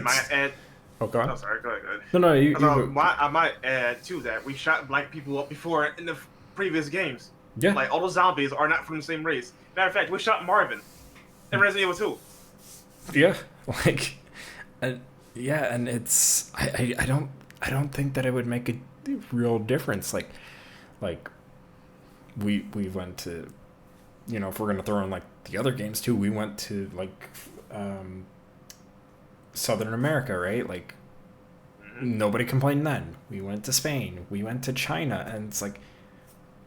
Nobody complained in those instances. And I don't think it's necessarily fair to say that, okay, like, because this one takes place in Africa, which, by the way, like, this was already addressed years ago by the actors, which I know people are going to probably dismiss because Ruben Langdon is in it, which I don't think is fair because he didn't say anything wrong. That don't freaking matter. That don't matter. You know what? Yeah. TJ Storm is a person of color, and he addresses it the same way. Yeah. It don't fucking matter. Exactly. Who it is. The message is still the same. It's in Africa. It's been in Antarctica. It's been, I think, in Spain. It's been in the Midwest. It wasn't racist then. Why should it be racist now? It's in Africa. Have fun with the game. Play the game. There are Africans in Africa, but there's other people. You see, in the game, actually, I believe you see some Arabics, some Europeans. They're all running around. They're all in trouble, and they're all in the same boat. It would be one thing if, you know, they were shooting people who weren't infected or shooting people who weren't, you know, part of this evil. But these are people that are, you know, they have to defend themselves. They are what they are. Magini, you know, infected individuals that are coming to hack you. You should shoot them. Yes. Always shoot the ones that are coming to hack you. Once you play the game, once you know fans and media or even skeptics play the game, they'll see that there's a solid story in there that that's not racist at all, and it's, you know, it's about the settings in Africa. Exactly. I'm just saying, like, you know, people are gonna be like, well, I don't care if they said it because Ruben Langdon's in it. It's like, okay, the guy didn't say anything wrong though. Exactly. He said the exact same thing everyone else said in that freaking thing, and that's either a person of color or not a person of color. The message is still the same. It don't matter. Fuck out of here. Yeah, and it's like, I think what I find really annoying is that they specifically cherry pick Chris, right? They ignore the fact that Shevo is playable from the get-go. They ignore the fact that Josh is playable. And granted, I know he wasn't playable initially in the game, but when DLC came out, and like we have Mercenaries, it wasn't United, right? Before it was Reunion before it became United, right? Yes. So like we had Josh in Mercenaries as well, and he's playable, and he's one of the best. He's one of the best, if not the best character to play as that isn't Chris, because of his moveset. Like, I'm just saying, like, why is it a problem all of a sudden that we're bringing up, this past complaint of people who were just complaining about shit that was already addressed back in 2008, 2009. I just don't understand it. And, again, like we mentioned before, like if it was really a problem, where were these people when it came to RE4? Where were these people after the fact when it came to RE6? Like, like I don't know. Like to me, it's like I'm speechless because it's like we're basically have gone full circle for the full circle, if I can speak, right? And I said it on Twitter too. Like I think these journalists need to shut the fuck up because again, this was already addressed. They need to shut the fuck up because as far as like I as a Resident Evil fan is concerned, and I'm sure as many of you all feel who are watching this or listening to this, right? Feel the same way. Like, who the fuck cares? Like, we are here to play a story about zombies. Like, at the end of the day, we're playing a story about zombies and other, like, infected monsters that are trying to kill us. I'm just sick of this white stapler complex, bro. Like, this is not an issue. You make it an issue out of nothing. It happens every fucking time. Like, just stop. Fuck off. Yeah, and it's just like I don't know, like it's strange to me. It's like I feel like they're trying to also say too at the same time that like, okay, well, like by technicality, because this is offensive, you can't have Africans or any other race be infected, which mind you, this was something else that the mocap actors brought up as well. Hey, there are people from like all different backgrounds in this place. Like there are Middle Eastern people and white people in this fictional Africa. But nobody wants to talk about that. At least from the journalists. Like shooting up black people is the racial thing. Like, no, it's not. Stop. It wasn't an issue when you play CJ and shooting up other black people in Grand Theft Auto. It's not an issue now when you play Resident Evil. Yeah, I mean that's a fair point, right? Like, I just think it's just a ridiculous argument. I think people are trying to make mountains out of molehills, and realistically speaking, I think fans of Resident Evil will play this without any issue. And I might add to like these dudes had the balls to sit here and disable the comments on the article itself on the website and the tweets, right? But they left the YouTube video up, which is hilarious to me, honestly. Like they knew they were gonna get smoked on two fronts, but leave the more important one, I might add, because like YouTube is their biggest engagement audience, right? Mm-hmm. And they left the comments up on that one of all things. Like holy cow, you guys got something. You got some guts doing that. So I have not looked at the comments, but I am aware of the fact that according to the context thread that was on X, that they reviewed the game when it originally came out with a 9 out of 10. That's correct. Now, as far as I know, too, based off of, because I did watch the Mudahar video as well, they apparently had brought up the village segment in particular, which they thought was kind of questionable in terms of like how they handled that. But as far as I know, that was also, and as far as that's been shown, at least in that video as well, as that like that was kind of addressed in notes as well as to why they're Yes, dressed the way that one they of the are. earliest notes you can find as soon as you enter that segment is literally contextualize everything on why these people are like this. They regress back to tribal terms because of the plaga. That's why they look and act like that. It's not because of racism, it's because of the fucking virus they got infected with. Which, I mean, to be fair, if you played RE4, is not too far-fetched considering the fact that we literally had, people dressed in, like, cult robes and were dressed in, like, night suits and stuff. Well, technically there was a Plagas in a night suit, right? So it's not too far-fetched, I mean, all things considered in the context of the story. But you wouldn't know that if you actually, didn't go out of your way to play and read those notes and get into the lore of Resident Evil.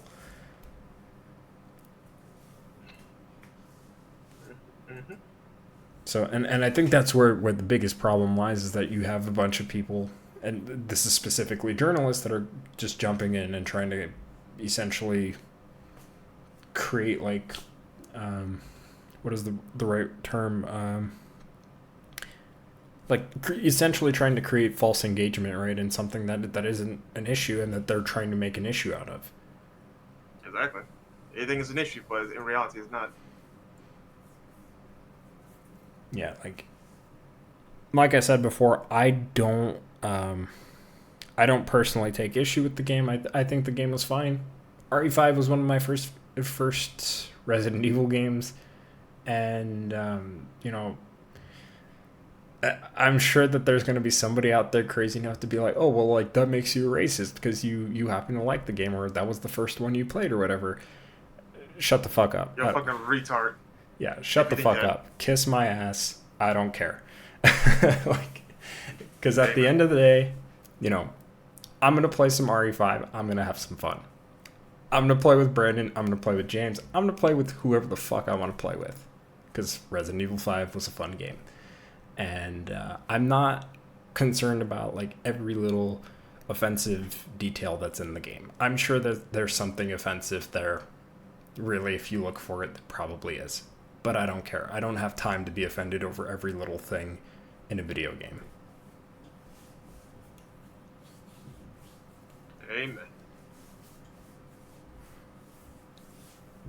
Damn, I wish James was here. Oh, perfect timing. Boyo, you got a roast IGN. Can't spell ignorant. Yep. Yes, sirree. Where do we begin with their stupidity? Me and Dom. I think me and Dom are done with our statement. Yeah, so you could just go on from the beginning if you want, because we've already said what we had to say. Let me get my reading glasses for this. Okay, Mr. Krabs. I would like to propose something. Maybe you've already said this since I missed it. That's fine if you repeat it. Go for it. Let's take the races and flip them. Let's go to Europe, where I have a black character as the male protagonist and a female white character. Let's just flip everything. Everything's reversed. And throw them in Europe. And they're just slaughtering a bunch of crazy white people. Is anybody going to complain? No. Of course not. Because this nonsense is not equal. It's obnoxious baloney that we keep doing this to black people. It's quite frankly, if I were black, I'd feel very demeaned. I'm not going to speak for black people. I'm just saying if it were me, I'd be pissed off. The amount of patronizing bullshit the media does on a regular basis disgusts me. They do this all the time. All the mainstream media does this to the same demographic of people. I am very thoroughly sick of this stupidity. I don't know what's going on with IGN, but they need to get this mouthpiece, whoever wrote this, out of here. And whoever approved it should also go, if they really want to make amends for their stupidity. Also, please, for the love of God, please, if you're not black, stop being offended for black people in that sense. Stop speaking for them. Let them speak if something bothers them. Thank you. The most hilarious thing is, too, that people from the continent of Africa saying that what's going on with Resident Evil 5 is not offensive or racist. It's just how it is for the sake of the story. I don't mean to chuckle, but it's like, I mean, it's... How many times have we seen that? Do you have to be? How many times have we seen that where it's like, okay, like somebody makes something and somebody else from a different country or different region of the world finds it offensive, but then the people from said region are like, cool, whatever. Yeah. It's literally a white server complex. Like, they come in and be offended on your behalf. And we're like, this is not offensive. Like, we're fine with this. Just fuck right off. It's as you phrased, Brandon, the white savior routine, considering this is from a white person from the UK saying all this nonsense. It's always like that. You couldn't even get a black person to talk from IGN to even talk about this. That's how fucking genius this whole maneuver is. You couldn't even get that part going. Not that it would have mattered much. It still would have been stupid. But it makes it look even worse doing it this way. It goes like one of two ways. You get the white people that try to be offended on behalf of the minorities, quote unquote. But depending where you are, you're the minority and the majority, right? In case Resident Evil 5, you're the minority, right? Like anyway. Chris is the super minority. Or you get the other end, you gotta say, no, my people, the black people, scream racism at everything when it doesn't need to be racist. Or it's not racism. You know? It's where it's just tiresome. You can't please anyone. Yeah. I mean, this is a problem without getting political, this is as little as I can be. I said that I did warn this was going to get semi-political, but this has been a problem with mainstream media, especially in the U.S. for a long time now. It is a constant, like I said, patronizing of these types of people for no other reason that they want them to stay that way for ulterior motives. It's really obnoxious. I don't know why. It's so outdated too. Like, I can't believe we're still doing this. It was stupid in 2009. It's stupid in 2024. Exactly. Exactly. This conversation died out. You got owned for bringing this shit up, man. Actors, other minorities that worked on the fucking project saying, like, this is stupid. And I might also add, by the way, the only one who's stoking up any of this racial crap is mainstream media. People who have been fined for the past, like, since the early 2000s, this stuff died down severely. At least as far as I can recall as a kid, I don't remember there being severe racial tensions 24/7 in the early 2000s. I'm pretty sure we had our act together for the most part. Not saying everything's perfect. We were in a far better state than we are now. Nobody was at each other's throats over dumb shit like this. That conversation is outside the reach of this topic. So Yeah. It is, but it's just, I'm trying to make a point. I think what you're trying to say is, real quick, Yeah. I was going to say, I think what you're trying to say is that there wasn't like this whole like victim complex or like trying to be a victim, especially for on behalf of other people, this right? pathetic. People were not this pathetic and over the top about this stuff. This stuff has been settled for the most part for a while. My point is that mainstream media is stupid and keeps trying to stoke fires that have already been put out, and I'm tired of it. Stop making a thing out of nothing or something that's already long past. It's fucking... How do I describe it professionally? It's detrimental to everybody and everything. When we move already past these issues, you're trying to make it an issue again? Like, stop. It's over. Like, move on. Grow up. That's what I'm trying to say. What I'm trying to say is, in the words of Senator Armstrong, fuck the media. They always screwing things up. They're always making a problem that isn't there. I think somebody in the comments actually said it best. Stop trying to create a problem that isn't there. Yeah. Especially a race problem that isn't there. Yeah. Also, fuck you guys. You gave it a 9 out of 10. Yeah, we brought that up too, but that's fine. Yeah. Yeah, also, before anyone brings it up, though, like, yes, we are aware that that was a different person that made that review. But IGN posted that review, and they co-signed it. If you co-sign that review, then that's a statement of the company. As far as I'm aware, it still stands at a 9 out of 10 to this day, so clearly their feelings haven't changed that much on it if it's still there. I can't... Oh, man. You know what's going to be a bloodbath? The review of the new version of 5, whenever that happens. 5 remake review. They didn't discuss enough racial issues. I'm going to be like, and automatically your review is null and void. Get out. How funny would it be if know they're going to do it. Well, how funny would it be if they actually reviewed it very highly and didn't have anything negative to say? making If this they, whole statement. unless the game is actually crap, that's the Right. only way I would say they have a valid reason to low review the game, obviously. But even if they then, were right? smart, they would shut up. If I were them, I would just shut up and never talk about a political issue again, because none of these people have. I don't know how to phrase it. They're too dumb. I'm not sure how to eloquently put it. They have no right to be talking about this stuff. It has nothing to do with the game. And it's not just about them being dumb. It's out of their element. And again, it's out of their element, and they create a problem that isn't even there in the first place. So like that's 3-0 right now. Yeah. So like no. Like, you know how these racial stuff here, I'll make this fast. Yeah, you saw this racial stuff. Stop bringing it up like it's this colossal apocalyptic issue right now. It's not. The only time it's an issue is when the media stokes the fire. If they stop talking about it, things stop being ridiculous. I'm not saying not to do anything, but stop painting the narrative and stereotyping and all, the usual nonsense we have to deal with in this day and age. If all that stops, things would be so much better. I agree. I definitely agree. Okay, so I think we've said pretty much everything we could. There is one last thing I kind of wanted to cover. Just going over anything that we might have forgotten to bring up last minute, right? I don't know if you guys talked about like the weapon variety from the original RE5 and if that would possibly change, because I stepped out for like a moment to deal with my cat. We did not mention that, but since you bring it up, RE5 does have a lot of guns compared to 4. I guess I can make that brief because I think we went on a little too long now. So Yeah, for this podcast, yeah. Truth be told, like the weapon variety, if they can at least keep it as close as the original while still keeping the upgrade system from Resident Evil 5 or Resident Evil 4 mixed together, whatever, I can live with it, right?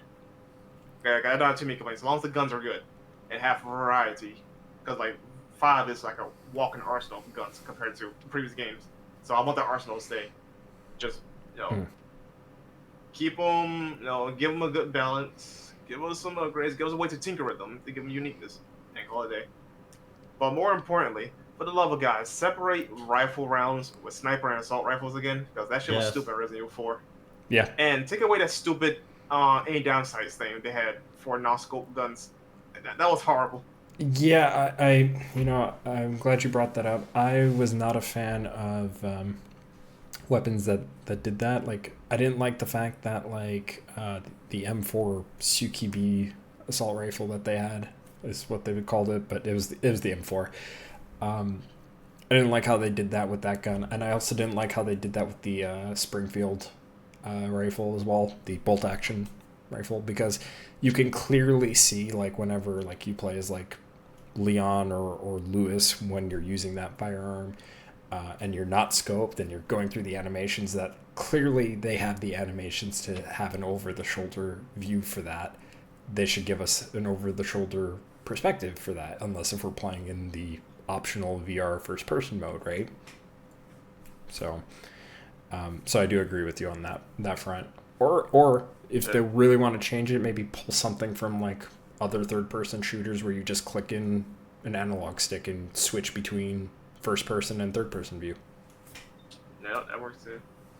The biggest one though, they definitely got separated ammo types, because that ammo combination thing they did made the AR actually worthless to use if you don't have infinite ammo. Yeah. Not only it burns so much ammo, you don't get a lot of rifle ammo. Yeah, and crafting that rifle ammo is expensive. Yeah. It's expensive to craft that shit. So like, it's too high cost to just blast it in 3 seconds. Exactly. For the amount, it's like literally the strongest weapon in the game, right? Stronger than freaking Magnums, DPS wise. But the maintenance is too much, and the cost is too much. So like, no, like they gotta separate the ammo types again. Mm-hmm. Yeah, I agree. I don't think we talked a little bit about DLC, but we didn't really talk about like potential pre-order DLC. And most of the pre-order DLC has generally just been a couple of extra weapons and maybe like sound effect and soundtrack changes. Do you think that they're gonna stick with that with RE5 Remake, or they might stick with what they had so far with like 3 and 4. Keep the same music pieces, just obviously rearrange them to what they wanted to be or whatever. Same shit they've been doing so far. Yeah, so DLC gun's gonna be OP again for starter weapons. Well, like 2 and 4 had soundtrack swaps and sound effect swaps, right? 3 did not, unfortunately, but 3 also. The sound effects were still the same from my concern. But I would love to have the original menu sound effects, just like clicking around, but have them separate from music and have it dedicated as sound effects. Yeah. That's the thing that fucking annoyed me with Resident Evil 4 in particular. I want the original sound effects for menus, but I don't want the original soundtrack to use. You know. Yeah, I'm right there with you because like, I think I like both soundtracks and I would like to kind of mix and match between the two. So I think that'd be cool. Also too because like, I like this about RE4 Remake because they kind of address this going off of RE2 in particular, is that you had like the bonus Samurai Edge models that you can use, but they penalized your rank, right? And in RE4 Remake, using DLC weapons did not penalize your rank, which I thought was really nice, and they also were upgradable, and they were actually not that bad as far as DLC weapons are concerned, because usually speaking, DLC weapons aren't that great. They're usually like it's fun to use for like the first couple of minutes until you get something way better, right? They're mostly a detriment in most cases. I would like for them to keep that consistent in RE5. Let me be able to upgrade those weapons. Let me be able to use them without any penalty.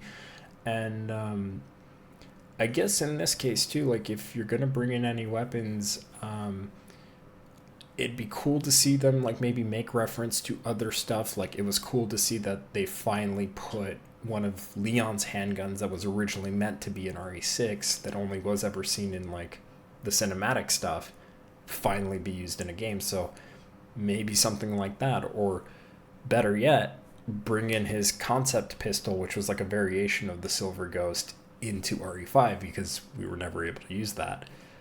Another thing. How about some unique African-based firearms? That'd be neat. Yeah. I'm sure they have at least a rifle or something, right? I don't know a lot on African militia weapons, but I would assume they have their own stuff. I'm not too familiar on that front either, but I would agree. I was also gonna say too, because like Jill, at least in her Mercenaries loadout, she has a unique pistol that's only in Mercenaries, the Beretta PX4. Like bring in stuff like that. One of the best pistols in the game. Yeah, like bring in stuff like that. Like I think that would be really cool, right? Yeah, so that's kind of how I feel about like pre-order DLC. Obviously, I want to see Lost in Nightmares and Desperate Escape if they could be expanded upon, and maybe even something original and new on top of that. You know, a quick thought just crossed my mind. We were talking gameplay before. Did we mention the inventory? We did not actually. No. Considering the inventory is very different, as in we have 9 slots versus a lot more in RE4. Will they bring back the briefcase or not? And would you like it if they changed it? Okay, that entirely depends on how they're gonna go about the inventory system, right? So in the original game though, it makes sense the way they had it because you have 2 characters and you have co-op, right? So you can switch between, giving people ammo or not, whatever, right? That kind of stuff. The biggest question is though, if they're gonna have online and co-op though, that would be the biggest determining factor on which inventory system they're gonna have. I would much have more space than 9 in the original, but how much space it will be determining factor behind if it's going to have a co-op or not, right? If the game's not going to have co-op though, give me Resident Evil 4, give me the Resident Evil 8 case, right? If not, then just give me a bigger thing. But if you want us to switch between like ammo or whatever though, then maybe have a different type of menu or only do it in breaks, something, right? Yeah, they gotta find like a balancing act if they're gonna have online co-op again or not. I think didn't Resident Evil 7 kind of do like a thing where it's like classic inventory, but it's also like you're also vulnerable when you're did I say that right? Vulnerable? Can I speak? Nope. Yeah, no, apparently not. Where like if you start looking at stuff, right, you could still take hits and take damage and potentially get killed. Okay. Well, I mean, But it's still out there, Vanilla 5 as well, but like, I think you mean like in the case of 7, you can increase your inventory slots, right? yeah, so like maybe if they went that route, like not my favorite game, but Chris finds more you pouches. know, Yeah, I agree. Like maybe have more pouches. I was fine with that. I thought that was a sensible, actually realistic way of I have more inventory. Yeah, it's called I have more pockets. Makes sense. I can't even make a joke. It sounds goofy, but like, yeah, that's true in real life. The more pockets you have, technically, the more stuff you can hold. Although, we're not factoring weight in, but that's a whole nother thing. We don't need that in Resident Evil. No. Chris is big enough as it is. you know what? We didn't talk about Mercenaries either. So let's talk about that and wrap it up from there. If it's not co-op, it sucks. There, I just did I it. agree. I definitely agree with that. Like that's literally one of the biggest draws about Resident Evil 5 in general. It's the co-op. It's one of the reasons. Co-op Mercenaries. I was gonna say it's one of the reasons us three came back to even play the game from time to time to begin with. Yeah. Mm-hmm. So I agree with you. And just to top it off, make No Mercy also co-op, because that wasn't co-op in the original. Unless I want No modded Mercy to it. be the normal mode now. Make something else. That should just be the standard amount of enemies we get. You know, do you remember that game mode that they made in RE6 where it was kind of like Mercenaries, but you had to kill enemies and it sends like these You were in stronger competition. enemies? Yeah. I do not want those game modes from 6 to come. I'm gonna stop right there. Well, like, I mean, I'm just saying, like, if you want something new, right? Like, maybe they could do that. Just but- give me raid mode as a secondary mode instead. I Yeah, I don't know why they've kept raid mode out for so long, and people generally like it. Because they only keep it for Revelations, and since we don't have fucking Revelations, give us raid mode and something else, please. Capcom. Motherfuckers. Putting some numbers on weapons is hard. Oh, yeah. I may sound like I'm simplifying it, but that's really all raid mode is a bunch of RPG numbers thrown on top of things. One last thing about Mercenaries. So, like, we've seen, like, Capcom and Neobars that kind of work together in the past to, like, do, like, okay, here's one Resident Evil game plus the free game that nobody really asked for, right? And I'm not saying that they should do this with Mercenaries where they make it separate, right? But just hear me out, right? Like, what if they were to go that route where we still get Mercenaries, it's just done by Neobards, and we get maybe, you know, potential updates with additional characters that weren't in Reunion, but, you know, like, basically get the whole roster of RE5 original plus Reunion plus new characters that might not have ever been playable previously. Well, okay, so with that, just have a Mercenaries game. Mm-hmm. But in reality, I'd much rather have Mercenaries in 5 to keep the replayability for 5 intact. And second of all, Capcom didn't do another secondary game for free with Resident Evil 4, so I highly doubt that we're gonna get another one anytime soon. Cause like, yeah, sure, it's Mercenaries, right? But the last 2 failed. Granted, it's not what we wanted, but the last 2 games they came out for free failed. Like after the first season they had, or second season if you're Reverse, cause I think they went on a little bit longer than Resistance, I think, right? One of the flopped, two right? did, yeah. So I think for best interest, just keep Mercenaries in Resident Evil 5. All right, and maybe later down the line, a couple of years from now, maybe actually make a dedicated Resident Evil Mercenaries game. But for now, just keep things in 5, 4-5. Don't take anything out. Okay, I think that's fair. Balancing wise, like, do you think that they should keep it the same, or do you think that they might be interesting to, like, kind of do some things? I don't want to say necessarily different, but, like, grasp at different good ideas from the various different iterations of Mercenaries.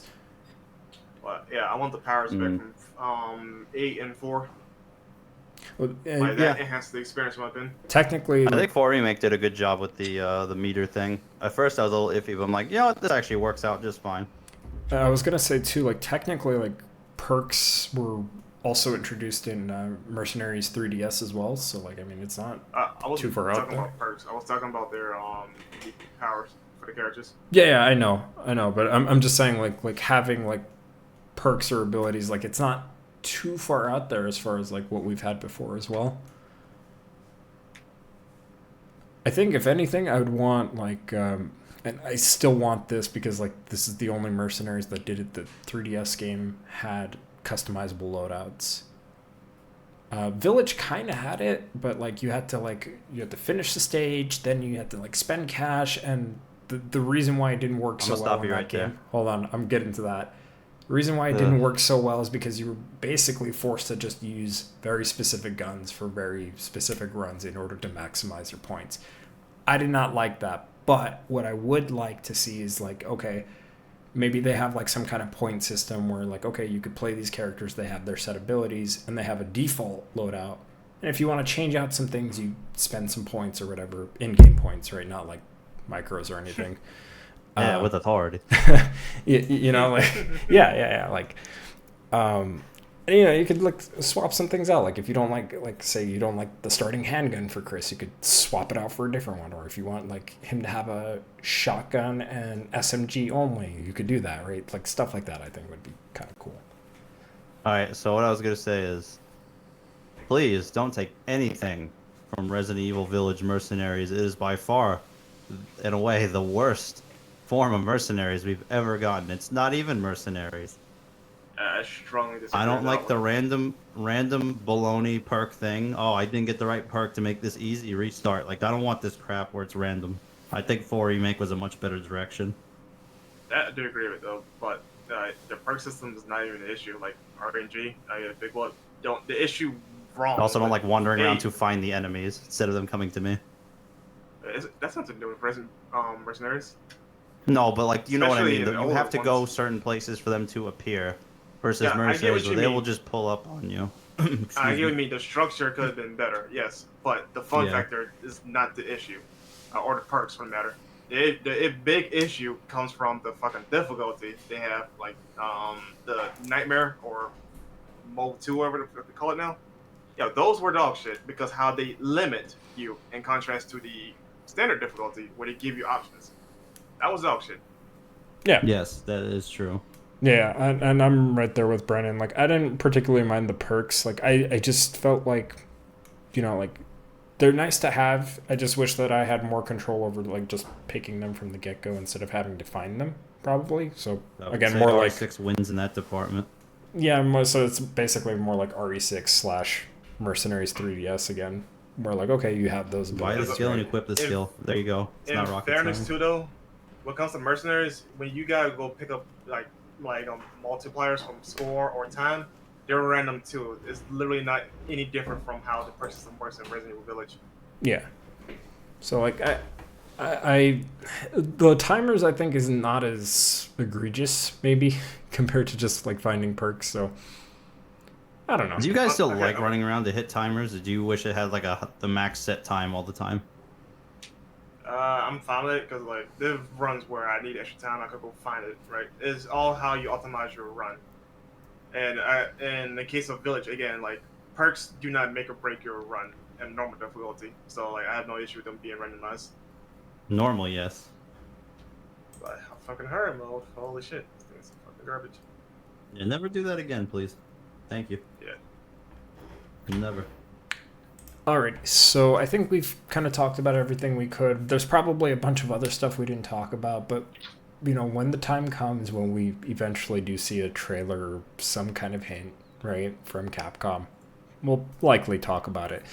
But until then, why don't we go ahead and do outros, and then we'll see you in this other podcast we're about to do. So, Brandel, where can we find you, good sir? Twitter at ImmortalBrandel. My link tree is in my bio. And I'm gonna go strangle this asshole that's playing loud music outside. I can't hear it, so you're good. Yeah, it's in his car, so thankfully you guys can't hear it, but I can feel it. The vibrations are annoying. I can feel it. And James. I know what he means. James, where can we find you, good sir? You can find me on Twitter and at the dinner table, because that's where I'm going next, at DevilHunterJames. Alrighty, and you all can find me on Twitter as BioDevil_Dom.